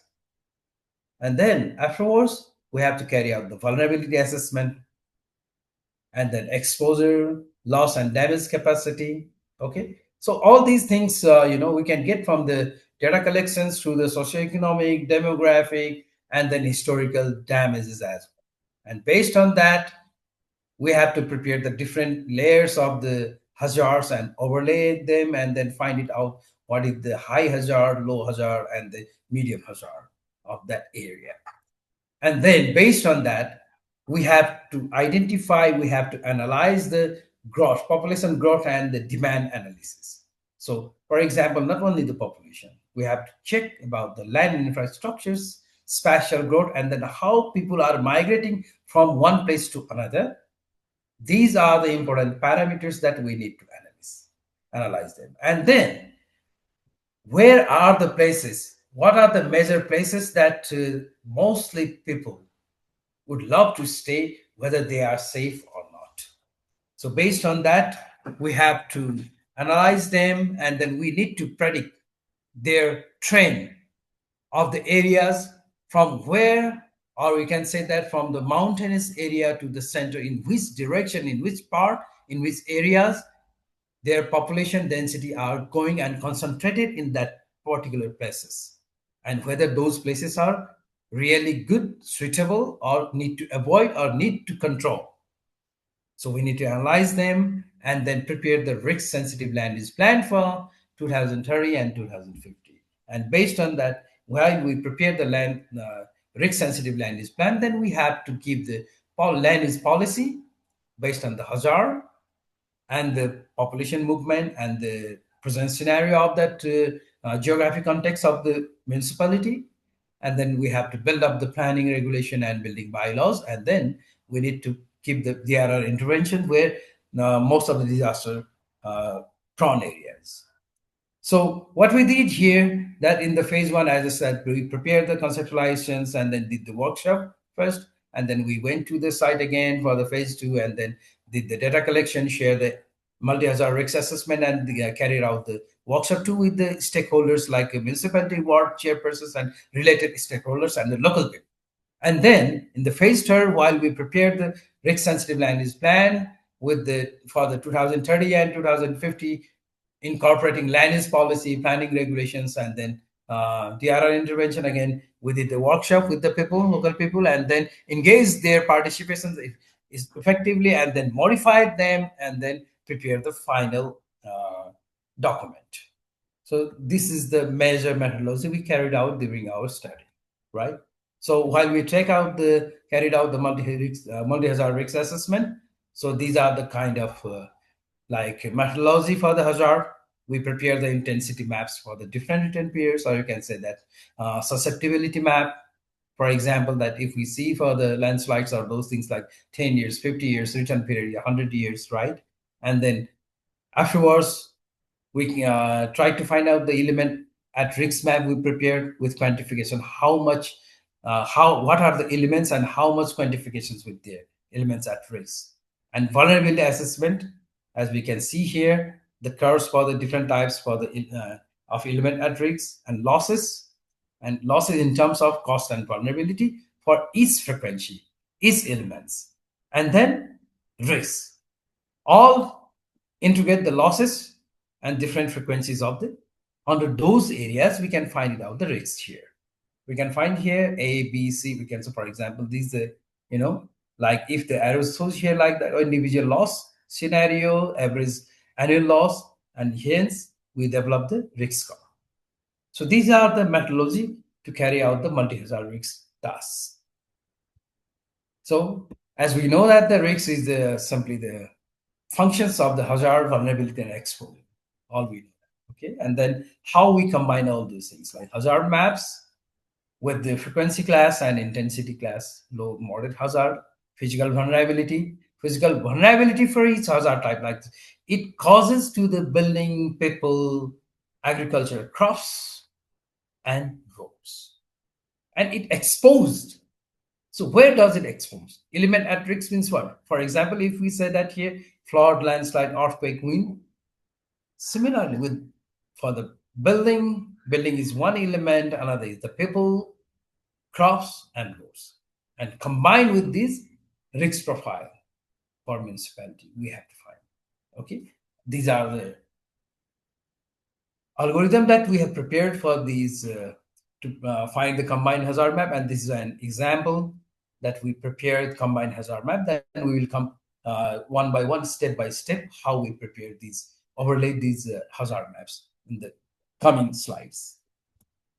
So these are some of the methodology, detailed explanation of the multi-hazard risk assessment for the landslides, earthquakes, okay, and vulnerability calculations, and element at risk, and loss analysis. So I'm not going to go in detail for this, and these are the summary of the hazard type, what are the input data we need, what models we use for the simulations, what software we use in geospatials, and then what are the output data.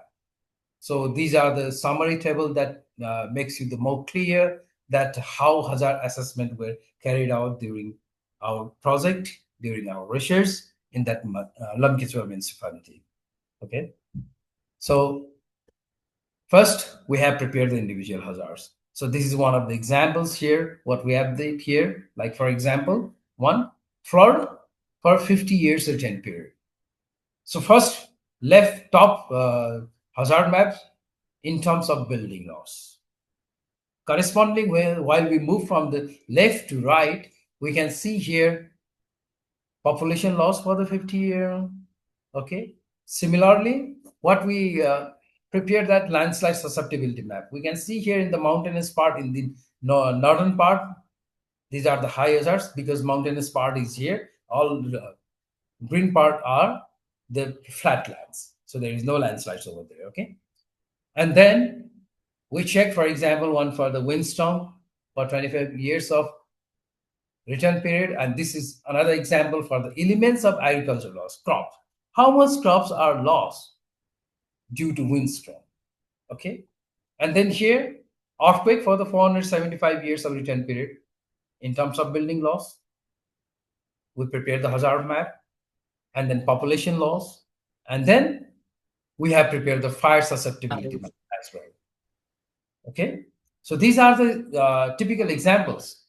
But we have prepared all maps for all individual hazards and all return periods for all 4 elements. And then we overlaid and then tried to find out the multi-hazard risk assessment. And then we found that among all those, while we overlaid all the hazard classes, okay, what we have found here is 13% of the whole municipality is at high hazard, and 41% is reflected by the moderate, and then the remaining parts are safe, or you can say that low hazard. So this is the procedural for the preparation of the multi-hazard risk assessment, multi-hazard risk map, or you can say that combined overlay hazards. And then we have carried out the elements at risk as I said. For example, that we have the 4 things, that buildings, populations, road, and agriculture field. Right? These are the 4 elements. And then for the buildings, we have classified based on types. We have residential, institutional, educational, governance, religious, culture, health, industrial, commercial, and public entities. And then what are the construction types? For example, bamboo wood with mud, and then we gave the codes for them. And then we also said that, okay, whether it is single story or multi-stories, greater than 1 in that area. So there are not high-rise buildings over there. So we just classified them as greater than 1. And then BMW, RCC, load bearing with cement, load bearing with mud, load bearing with wood, and others, something like this, for the structural vulnerability assessment as well. This will help for the flooding hazard and then earthquake hazard. Now, these are the examples of the photographs that took and then did the assessment of the entire area. These are the building typologies. And then we can see here, exposure assessment here of the municipality, right? We can see, and we have carried out the hazards. How much hazards are found for the buildings? And then similarly, for the agriculture area, similarly for the roads, and then afterwards, we moved for the physical vulnerability for each hazards, and then tried to find out for the building structure, okay, population. You can say that the first row is the building structure, effect on building structure, and the second row for the population. So similarly, we did for the wind, earthquake, landslides, okay, and then find it out through the experts' opinions as well. We carried out the physical vulnerability. We carried out the loss analysis and results. This is the example of the flood loss map for 50 years of return period. This is the population loss. This is the agricultural area loss. And then this is the road loss. Okay. And then what we did that for the qualitative risk index match for animal attack and fire using special multi-criteria evaluations. So these are the examples that we carried out there. And then what we tried to find out that what is the urban growth, spatial urban growth by population, by percentage from 2000 to 2020. So first we tried to find out the built up area and then increase in percentage in the preceding years. Okay, so while we talk from the 2000 to 2021, the increase percentage is for the preceding years becomes 16.3% increase. And then afterwards, other major task is that in the entire area, how can we intervene for the disaster risk reductions? So there are different types of disasters over there, how to intervene them, what are the mitigation measures that we have to find. So we gave, like, for example, river training to Gavin structures to retaining wall, also retaining structures, and so on. All those we have intervened in the disaster prone areas and then prepare this map and then overlaid on the for the risk sensitive land use plan. And then we gave the periodic plan, master plan, strategic plan, 5 years plan to reduce the disaster. Okay, so these are the action plan and activities that we have given, and then we also prepare the time of frame, supporting agency, and budget, from where budget can be extracted through these DRR interventions. Okay, and these are the activities that we have. For example, for the through the finance, how can we have federal government, provincial government, right? And then who are the donor agencies? How can we get the funding from the NGOs or CBOs or other things from there in this municipality? There is 10 wards there, 1 to 10. So how can we develop the strategies from where we can get the fundings? So all these structures we have developed based on the act. And then what we did that, as you said, that urban growth municipality before, I have shown that. Then we checked that population growth from 2011 to 2030 and then 2030 to 2050. While we carried out the analysis, we can find that until 2030, the population growth will be 1.8. Sir. Yes. Sir, our time is very close. Okay, yes. So I'm going to complete in 2 minutes, okay? Yes. Yeah, okay. So I'm almost in the last phase. And then until 2050, 2.25. Hence, we carried out the analysis, and then we prepare the risk-sensitive land use plan, where to avoid, where to control, and where to promote. Red, yellow, and the green. And then based on that, we prepared the urban growth nodes for 2030 and 2050, like a primary node and secondary node, how it will grow. So hence, we identified and we assumed the population growth, and then measure transportation networks as well. And then we intervene the area to 2031 to 2050. And then we prepare the master plan for 2030 and 50, overlaid on the multi-hazard risk assessment map, combined hazard map like this. And then we prepare the road network linking for the various nodes. Similarly, capacity node for the future population growth for the up to the 2050. And then DRR targets and national and provincial targets, DRR interventions, action plan, and sectoral plans for the agriculture and environment based on RSLOP, and then planning regulations. Now we can see the example of the existing habitat and the high risk area. How can we control? Okay.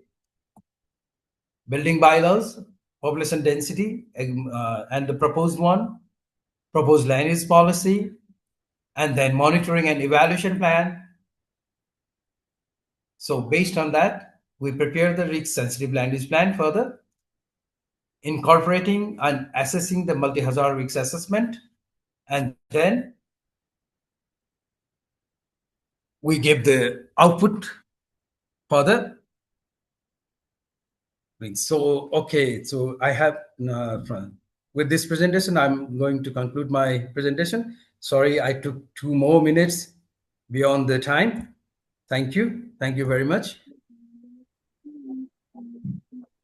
Thank you so much, Dr. Shuman Manandhar, for your very informative presentation.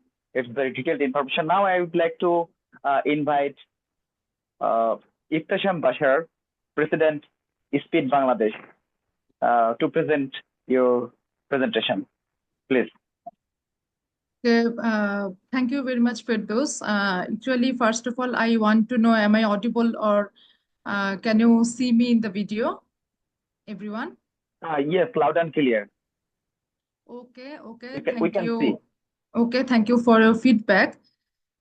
Just before going to my presentation, I want to share my screen so that you can watch my presentation. So actually, this is my presentation, and I am going to the slideshow mode if I can. So is this okay? Please continue. We can see. Oh, okay. Thank you very much. So actually, good evening from Bangladesh. It is just 10 p.m. in our country, and I am Ihtesham Bashar, current president of Save People from Earthquake and Environmental Disaster, that is SPEED. So I am going to sharing my experiences of community engagement and research. So it is an honor to speak before this distinguished gathering of scholars, researchers, community leaders in this international webinar. And I sincerely thank the Acumen Haven and also SPEED for creating the platform that actually connects science with society, and a dialogue that is not only timely but absolutely essential in our collective fight against the climate crisis. So actually, I will be talking about our journey of SPEED, that is our organization. But before that, due to the context of today's webinar, I am just going to tell something about the urgency of the climate crisis. So basically, actually, we are living in what the scientists call the critical decade for the climate action. because you see the evidence is in front of our eyes. That is, for example, rising the global temperatures, then unprecedented wildfires, prolonged droughts, as you see, intensified floods, etc. are actually no longer distant possibilities. They are actual or present reality. But among all these alarming trends, there is a deeper truth. That is, climate change is not only now an environmental crisis, it's also a social, then cultural, and also a moral one. Actually, no government alone, no technology alone, and also no research paper alone can solve it. Actually, in this context, we need the collective consciousness and also the coordinated action of communities to overcome this. And that is actually where the community engagement becomes the heart of the climate protection. So actually, why community engagement matters? Actually, we see that the community, that they are the frontliners of the climate impacts. We see that the farmers who are facing the unpredictable rainfall, then coastal populations, they also confront sea level rise, or urban residents enduring heat waves. So we see that the communities are the first to experience the consequences of changing climates. So, and this community hold actually their indigenous knowledge, adaptive capacity, local wisdom to overcome all sorts of natural calamities. But if actually integrated with research, then we see that we can actually become the better beneficiaries of the climate action. So actually, community engagement transforms climate action from a top-down mandate into a shared mission of survival and stewardship. So the integration of research and also the integration of community engagement, both are necessary to have a safe survival and better environment, resilient community. So there are some global examples where the integration of research and community have created some global examples. Say the examples of Bangladesh, Africa, Scandinavia, as you see in my screen, and also the Pacific Islands. So let me tell you about the one of the examples of Bangladesh. That is, in the flood-prone areas, actually, the flood-resilient housing are able to constructed with the research and also with the cooperation of the local university partnerships and also with the community engagement. Then also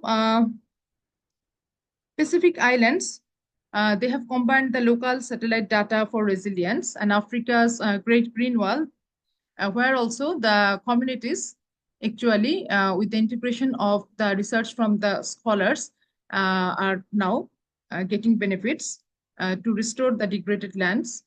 So actually, the aim of my presentation is to actually make you know about our organization, that is SPEED, Save People from Earthquake and Environmental Disaster, which is actually a non-profitable organization led by the actually university students, because the students are our future leaders who will learn to integrate the research with the community so that a country can get maximum benefit in disaster mitigation and climate change resilience. So here is our website link. So if I get time and if you allow me, then after ending of my presentation, I will just make you a visit to our website.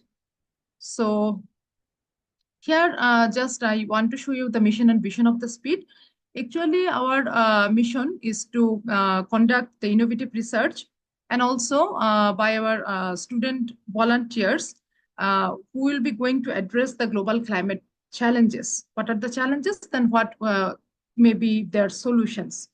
And our vision is to empowering the disaster vulnerable people through some basic targets, that is to through peace establishment, then leadership encouragement, and also the health and sustainable development. So in the view of the mission and vision of this organization, our objectives are, I can summarize in just 4 points. That is to make the people aware of the risk of earthquake and other environmental disasters, for example, floods, cyclones, storms, surges, salinity, heat waves, etc. Then our target is to mitigate damage due to these environmental disasters. Then disaster management through the research and community adaptability. Then to offer the engineering solutions to this disaster management through structural knowledge, geotechnical knowledge, environmental knowledge, etc. And so SPEED's actually approach in building disaster resilient Bangladesh is actually, I can summarize in that the student-driven innovation and leadership for a sustainable and climate-resilient future. And there are actually twofold objectives there. One is the youth-led climate research, and the other is community-based disaster preparedness. So let us get into the objectives. So youth-led climate research, actually, it means that the student-led studies will be conducted on the natural disasters, such as I have already mentioned, the floods, cyclones, salinity impacts, and many other environmental disasters. Then there will be some attempts of innovation in low-cost resilient housing, because you know that our country is actually a developing one, and we actually want to provide the people a cost-effective solution that will not actually compromise with the problems, but it will be cost-effective so that they can afford this. So innovation of low-cost resilient housing along with the adaptive technologies, which will be known from the community who are facing the environmental challenges. Then going to partnership with universities and government institutes who will put hands together to solve these problems. So let us come to the community-based disaster preparedness. Actually, here, the awareness and training development in the vulnerable communities will be conducted through our student leaders, who will be first trained by our expert team of environmental disaster management. Then the young volunteers will be awareing people by early warning, evacuation, first aid, etc., so that the people can be better prepared from the pre-phase during the disaster, and also the post-disaster phase. And also finally, the inclusive participation of all types of people that we include. We will be including the women, youth, marginalized groups, so that we can get a complete solution. So let me showcase you some of our notable activities from our organization. Actually, our organization was established in 2009 in an aim to promote some disaster preparedness and disaster mitigation to the marginalized people. But actually, our organization got full speed on in 2023 with some philanthropic activities. As you see in this picture, that blanket distribution program was carried out from our organization for the indigent people during the winter. That is the picture from January 2023. And it was happened in our Wood campus. Then We also sometimes we take interviews of the environmental experts, how to mitigate and how to integrate the research for the solution of to make our people climate resilient and to make a complete solution for the environment. So here you are seeing that we took an interview in February 2023 of our renowned professor, Dr. Mehmet Ahmed Ansari, Professor Poet, who is working for a long period on earthquake and its mitigation through research. So then coming to our another activity, you know that in the year of 2023, in February, Turkish people faced a massive earthquake and with a greater intensity, and there was a tremendous loss of lives. And so the Speed family was beside them. And in spite of our limited budget, we could give them some relief materials such as blankets, dry food to the Turkish people through the coordinator of Turkish Cooperation and Coordination Agency, Republic of Turkey, Minister of the Culture and Tourism, as you see. And we also conveyed our condolence messages for the Turkish peoples so that they can get in a normal situation soon. Then there are some activities which we conducted for the children of school. That is, you see that there are two pictures showcasing you the earthquake awareness campaign in a school in Dhaka, May 2023. Basically, we actually shared some important insights for the earthquake preparedness, because many people get terrified, many people get panic attack during the earthquake. So if we actually maintain some common strategy, then we can be easily safe from a massive earthquake also. So that was actually our real content for the school children. And we also conducted such activities in some other educational institutions also. So these are the representative pictures. Now coming to one of the special features of our SPEED, that is the SPEED monthly disaster bulletin, covering the news of actually the environmental disasters from all around the world. And it is actually broadcasted in the first day of every month. And we are continuing this. So if I get time, then there is a link here. You can see here that our previous president, Dr. Ripon Hor, is presenting SPEED monthly disaster bulletin. That is the link I have given here. So if I get time after my speech, then I will just I can make his bulletin audible for you. And now there are some other activities that let me showcase you. That tree plantation on the World Environment Day, and that is from the June 2023. Then we also conduct some peaceful activities like human chain. As you see that the main purpose is to aware people to make earthquake resilient world.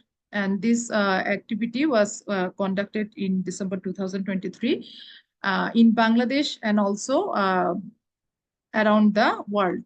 So here you see we are actually the SPEED members are standing with some earthquake awareness messages. So what can we do during the earthquake? Those messages are written in these posters. And this activity was actually globally organized. See the human chain was also conducted abroad. So here are some foreign people who are also standing with the messages from SPEED. So these are some messages that you see. During an earthquake, take shelter around the beam, column, or pillar of the house. Some small messages, but it may be life-saving during an earthquake. So,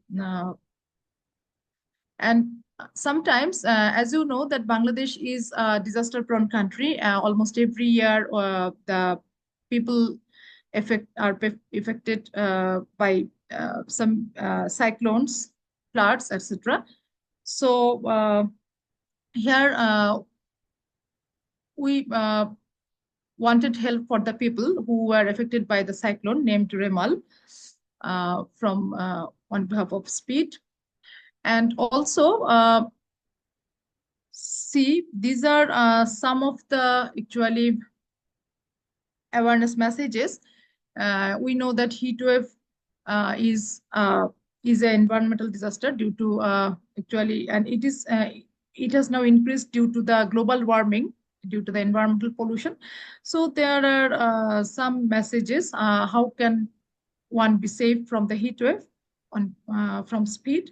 And we also on the World Water Day, we also gave messages that we need a lot of blue to remain green. And we are fortunate to collaborate with an international organization, AdiAfrica, in January 2023, actually. So they are actually working on global development for positive change initiative and promoting peace, leadership, transparency, good governance, and training manpower for sustainable development in America. So we are very much lucky to work with them.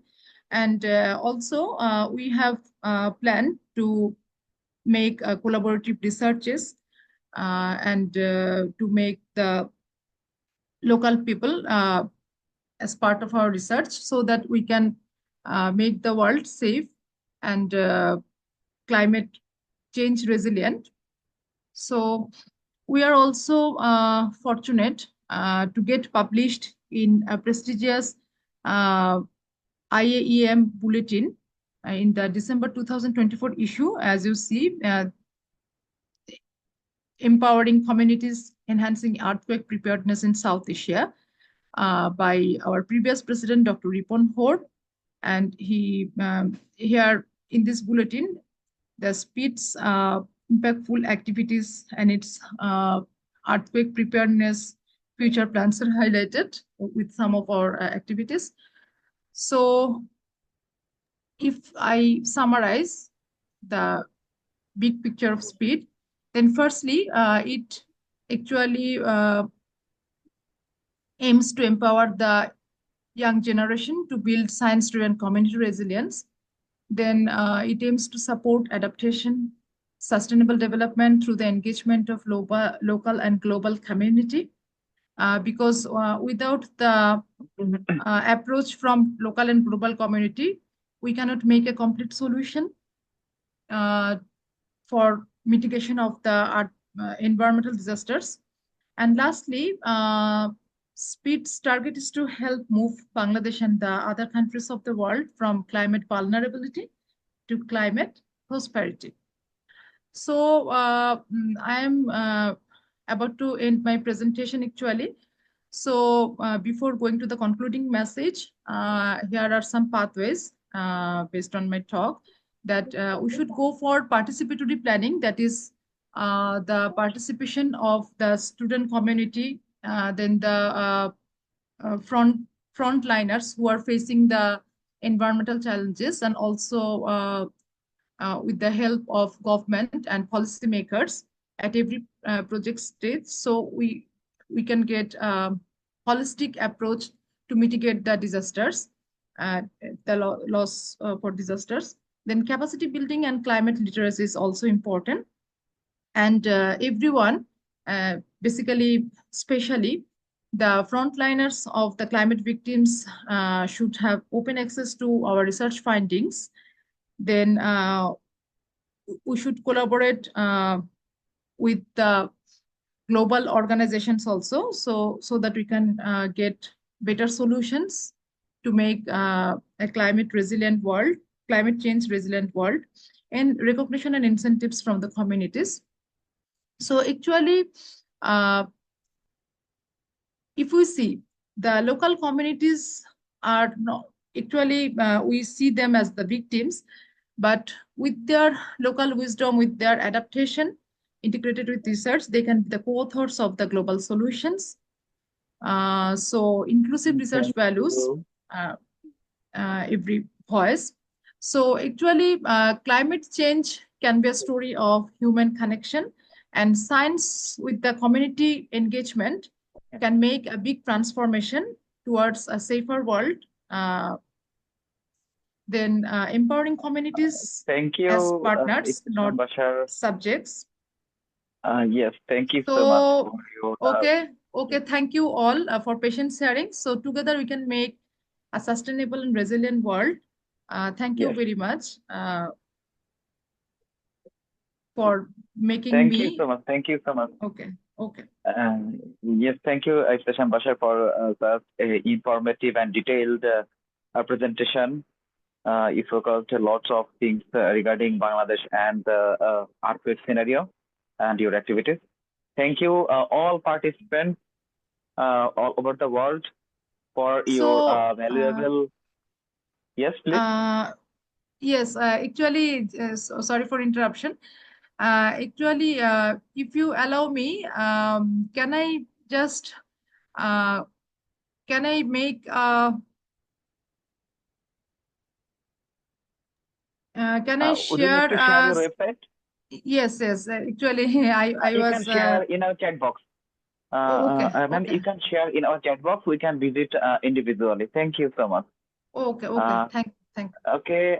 So we are very sorry for the long session. We are running now out of time.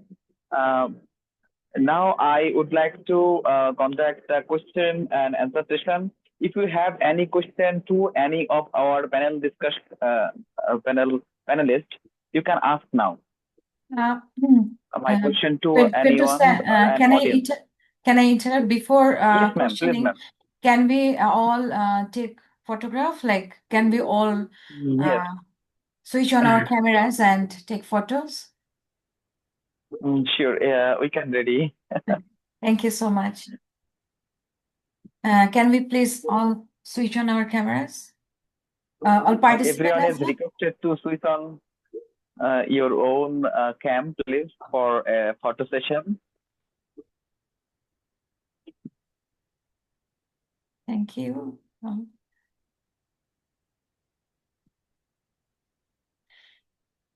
Okay, Firdaus, can you take the photo?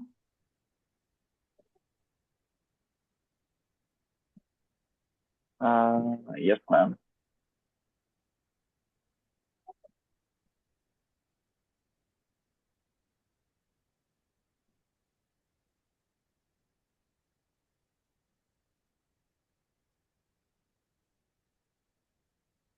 Thank you, everyone. Thank you so much, ma'am. You can check from your side.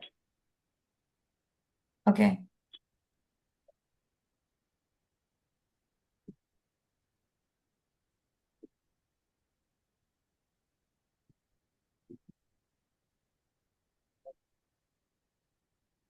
Yes. Is it okay, ma'am? Yeah. Thank you, everyone, for such a great patience. Do you have any questions? Yes, it's okay now. Any of you have any questions? Please share here now, or you can raise your hand. I think it's a very long session, and no one is raising their hands for a questioning. Okay, I have Robert, can you hear me? I have a question. Yeah. Okay. Am I audible? Yes, clear. Yeah. So, first of all, thank you everyone for your time and the great presentations and knowledges that you shared with us. Especially, I enjoyed the presentation of Dr. Shuman. Dr. Shuman sir, I would like to ask if you have published any papers regarding the work you have done. I would like to read the papers so that I can get more ideas. Also, if there is any opportunities to collaborate in the future, I'm here working with Dr.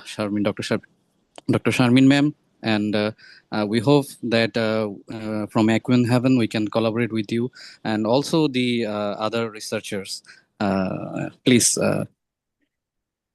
Okay, thank you very much, Rifat. Yeah, so I have some couple of papers that we produce, and then in the proceedings. So in the future, we are also trying to submit for the journal papers. I can share those published papers, and then I'm very much happy that you kept interest in this multi-hazard risk assessments. So we can collaborate, and then Dr. Sharmin is already here with us, so we can work together. There is no worries. Just drop email to me, and then I will send you papers. Okay. Thank you so much. And yeah, I would like to add here, at least I know fund is an issue, but still, like, at least if we can start a small scale research, that will be great. We can collaborate. Yeah, sure. Obviously. If I could talk for just a moment. My name is Robert Woods. I'm from Minneapolis, Minnesota. I'm a climate reality leader for the state and a fourth generation farmer. By profession, I'm an investment banker and I develop real estate. I also work with a Somalian charter school that's a STEM school that is geared toward climate change, science, and technology. What I would like to do, I'm more in the whole thing of financing and putting together projects, small and large. I've worked on the Minnesota Vikings Stadium in terms of building that. So what we want to do, especially as African Americans in inner cities, is to develop relationships to do commerce regarding climate change technology, and the projects, specifically scientific projects that will help the world. I'm going to include just my email, and because I'm not at a place where I can type. And I would just like anyone who's interested to contact us, as we are working hard in this country and in this state to keep the whole, what we call climate change conversation alive during these times in America. Thank you. So I have a question. So is it only for African countries, or like That's one of my board of directors person is from Nepal. And yes, he's a professor and at one of the local colleges. So no, we're concentrating on Africa because that's where we had a relationship. But no, we're looking at specifically Asia and India.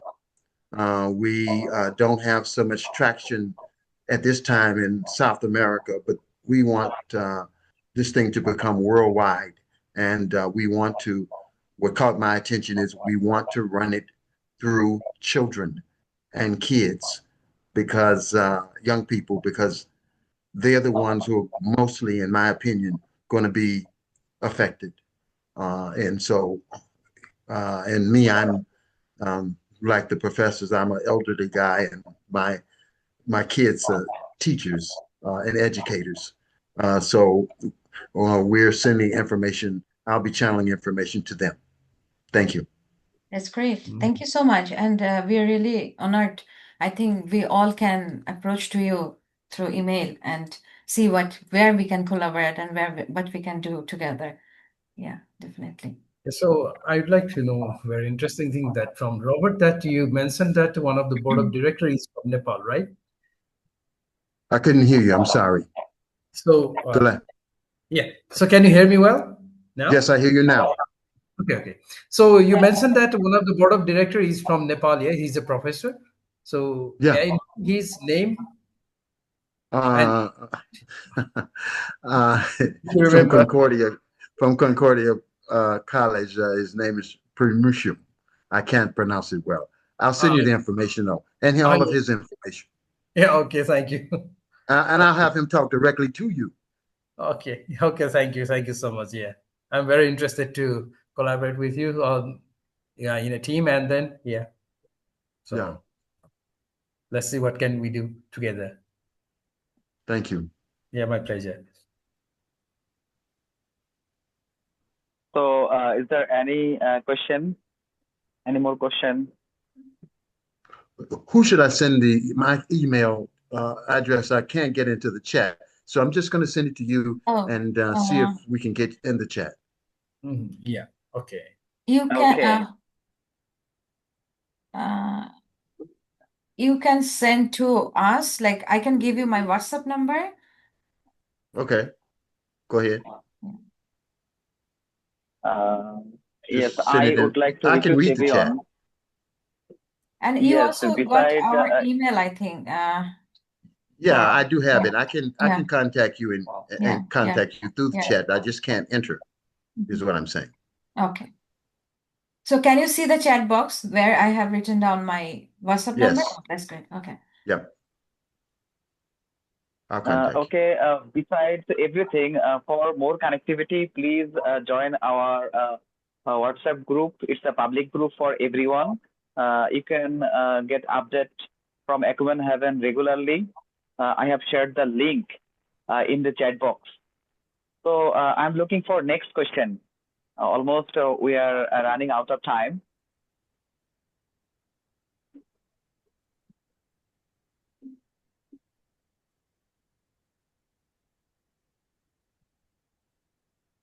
Hello, Okay, everyone. I think, Am I audible? Yes.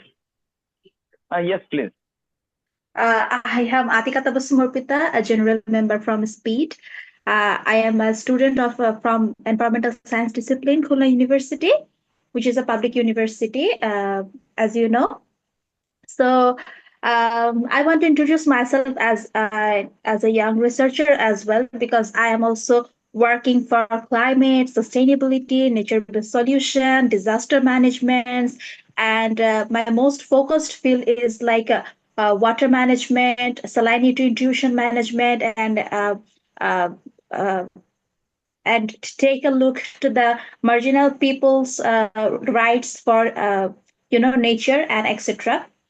So, for being a young researcher, and I have already mentioned that I want to introduce myself a young researcher because I am so passionate in this field, and I am so proud to be this because I got opportunities to work with my professors as well as some NGOs, and I have also some grant for fellowships, etc. So, as an field level researcher, I have faced some problems during my projects that the disaster or the disaster management system is not quite good. And as we know that earthquake is not so much predictable disaster, right? And nowadays or at present, we don't have sufficient equipments to measure the precautions to measure the predictability of earthquake as well. So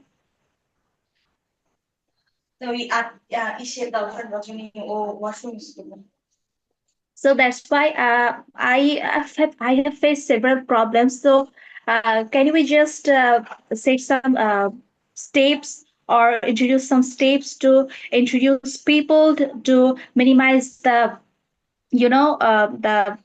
disaster, to minimize the risk, to minimize the hazards that they have faced. So we can work from root level and I can assure you that I can also work as one of their representatives, and I will collect or gather some of the people who can also dedicate for this work. So here, I have no question already actually, but I want to I'm introduce looking for myself. question. Okay. Okay, thank you. Question is that do we have sufficient measures for prevent the earthquake or the earthquake disaster during the time? Because we know earthquake is quite massive in Dhaka city, especially Dhaka, Sylhet, and the southern part of Bangladesh. So that's why I know that it's quite difficult to minimize it from the root level, but we can take some measures, right? So what kind of measures should we take during the time from the root level, or each and every family member or each and every single people can take? What kind of measures can they take to minimize the risk? And that's my ultimate question, I guess. Okay, thank you, thank you. So any of panelists can answer it shortly. Okay, so I will just give some clues that, okay, it's very good questions that, everybody needs to know about when earthquakes, as we know that earthquake is unpredictable, and then it is very difficult to precisely say that when it can happen. Okay, so Tabassum, that you have to understand this about the very serious matter of the earthquake that we cannot predict till date. Okay, we can say one more thing is that if we know the geological boundaries and geological histories and the structure, so we can say that we can stating from the historical studies to the present, so how many earthquakes have happened, for example, in Bangladesh or Nepal. Okay, so in context of to Nepal, that we have every 30 years, 50 years a bit more moderate earthquakes, and then every 80 years we have very strong. Okay. That is the one clue, right? So you need to learn the basic map, earthquake map. So it will tell you, it will guide you that where is the seismic gap for the long duration of the time earthquake has not been happened till date. So that is the more prone area. One is that, and another thing is that if there is a small quakes occurring frequently, means you will not be faced a major earthquakes. Basic principles. Okay, so from here that you will understand those locations where frequent earthquakes are happening small scale, and where there is a huge gap like 30 years, 50 years, 80 years there were no any earthquakes. Okay, so from those point of view that you have to know. And another point that you have said that, okay, then you will know that the active faults by simple way, okay, by giving some small trainings. And then for the community, these basic things, you can say that like a thumbs rule, that you need to give, or you need to learn, or we need to give the workshop as a training. And then the most important thing is that while earthquake happens, so immediately when shake or wave triggers, it will not affect to the building immediately or anything. Okay, so you need to take care then how you escape, or you have to evaluate the places where you are staying there. You have to observe your, if you are inside the home, that you have to check. So initially you can do the we need to give the training that what kind of house you are staying in, and then what type of structure is there. So in those structures, in which area it will be more safer place you have to find.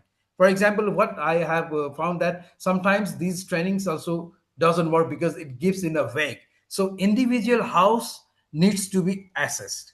One point very important. During 2015 earthquake, I have a very good experience that I visited after earthquake in Nepal. So in one city, I found a lady. Okay, so what she did, she had heard about that. Okay, when earthquake happened, she had to run away from the home outside. Okay, she did.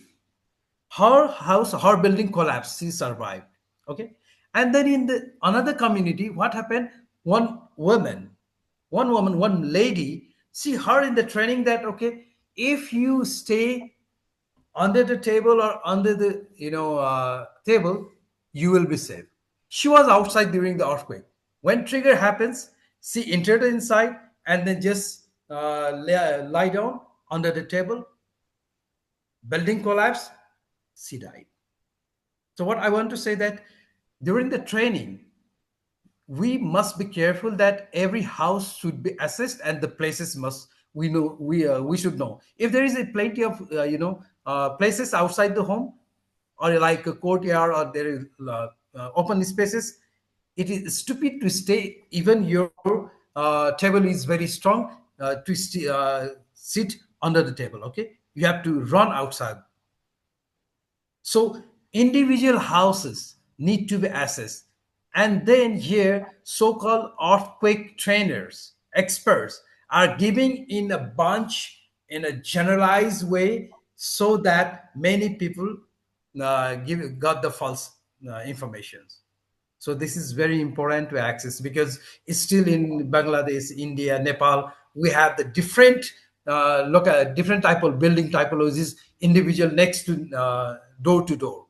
Not like in the urban plan areas that okay, this is the this area is this type soil bearing capacity is this type and then building typology is this. So for this work for this community and another training works for the another community. Now for Bangladesh, Nepal, Pakistan, or our countries, we need to assess the individual houses. So you need to be, you need to understand this thing very carefully. So that much I want to tell you at moment. Okay. Thank you, sir. Thank you, sir. This very important information from the specialist knowledge because all information is not accurate that are teaching for earthquake. Okay, is there any question? Mr. Rifat raised his hand. Okay, You can, so you I can would like ask to add very shortly. something. Yeah, I will make it short. Dr. Shuman has outlined the whole answer very completely. I'm working as a geotechnical engineer in a structural firm, so I will just add a little perspective from our side, which is that in Bangladesh for earthquake we have specific guidelines in BNBC and also detailings for building constructions and reinforcement distribution. But most of the buildings that are currently ongoing construction, they don't follow these guidelines properly. So one of your question has the point that what the normal people should do. So I would like to suggest that everyone should be aware of the consequences of earthquake and be aware that we need to follow the guidelines provided by BNBC so that we can have a secure infrastructure. But in our practice, most of the clients, when we add the earthquake details and soil liquefaction analysis and suggest that based on the liquefaction analysis, the pile should be designed. So in these terms, engineering terms, in our country, people need to trust the engineers and do their work. Sometimes it can be costly, but it can save lives. So yeah, that's my perspective. Thank you. Thank you so much. I think we are in the end of the question and answer session. Now I would like to request Dr. Sharwin Nasrin, our president, for his closing remarks. Give me just. Yeah, I was about to say that. I was about to say that. This. Thank you, Appa. Yeah, just 1 minute. Before I go, I want to give the floor to Speed as well because this event is organized both, and I'm really grateful and honored to collaborate this event with Speed. So yeah, Ripon who is here, who was the ex-president of Ripon. Ripon was the ex-president. So I would be delighted if you give some speech or give something, some insight from your side. Yeah. Thank you, Appa. First of all, thank you. Just this type of webinar is organized, and I am very sorry that I am not fully participate in this webinar. But I think that you can provide me the just video link to just for me for just showing all the things. And I found that they already all presentation has been completed. Thank you. Just I'm sorry for that. So I'm just joining to not participate the whole program. Thank you, Appa. No problem. Okay, No, okay. thank you. We know that today, because I am working in university, so I can, I am very flexible with my time, but you are in that government office. It's definitely, it's a weekdays for us. So everyone is working in the office. Ripon is in the office. So that's why Ripon couldn't join. But definitely we are very happy that you at least could join for some time. And yeah, we have done like everyone has done very fantastic job, and everyone's presentation was very insightful, and definitely we would like to collaborate like Acumen Haven Speed and all other contributor for this event. We would love to collaborate in any way, in any manner, research or community work, or even disaster bulletin, because we are planning, Ripon Hor and myself, we are planning to do the disaster bulletin again. So so if you want to collaborate with us, we would definitely love that. So yeah, thank you so much. And from my side, I think even for the participant, because it's very late night in Bangladesh and in Nepal as well. So I think it's already 11 o'clock in Bangladesh and Nepal. So yeah. So thank you so much again, and please keep in touch, and join our notice group. Yeah, Acumen have a notice group to stay updated. And yeah, thank you so much. And if if you would like to share something, because you are the current president of SPEED now, so please take the floor. Okay, thank you very much. Actually, I want to convey my heartiest felicitations to all the presenters here, because especially the researchers, because they have presented very much insightful presentations from which we have good learning, and which we can utilize in our disaster mitigation. And if you allow me, I just want to make you a visit to our website. Do you have time? Yeah, if I you think allow we me. can. Because you have mentioned that already it is becoming late in Bangladesh and as well as Nepal. So For my case, as I mentioned, I am very flexible, so I can be here for a whole day. So, but others. Can you see my screen? Yeah. Okay, so this is actually the website link of SPEED. So this is our website. We have different types of activities, as I have showcased you some of them. The cloth distribution program, then giving books to the young people, school-going children, and also there is a video just I want to show you. Sorry. Okay, the video is actually not. So you have actually already. I have shown these pictures. So you see, we have international collaborations, and we have jointly organized some programs with foreign organizations. But I actually wanted to show you the welcome message from SPEED, which is here, I think. So can you hear the video? No, it cannot be heard. Oh, I don't hear anything. I don't know about other participant. I don't now, hear any now call. can you hear? No. Okay. So Now can you hear?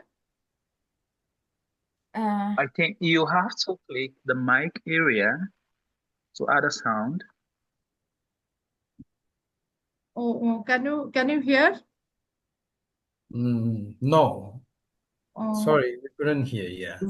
Maybe we can just send the link and Yeah, we can Yeah. go, we can browse by Yes, you ourselves. can Yeah. visit the site. Yeah.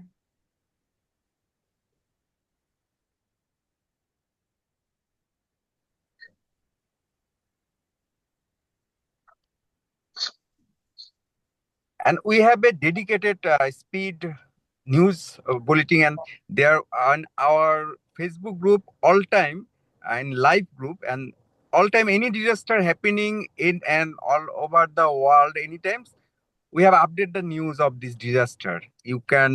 Anyone can follow our speed websites, know about the recent disasters in earthquakes or any cyclone and any type of disaster which is happening around the world.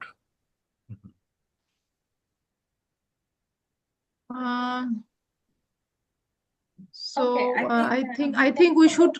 I think I should conclude here actually because I cannot share in better way. You share us the link.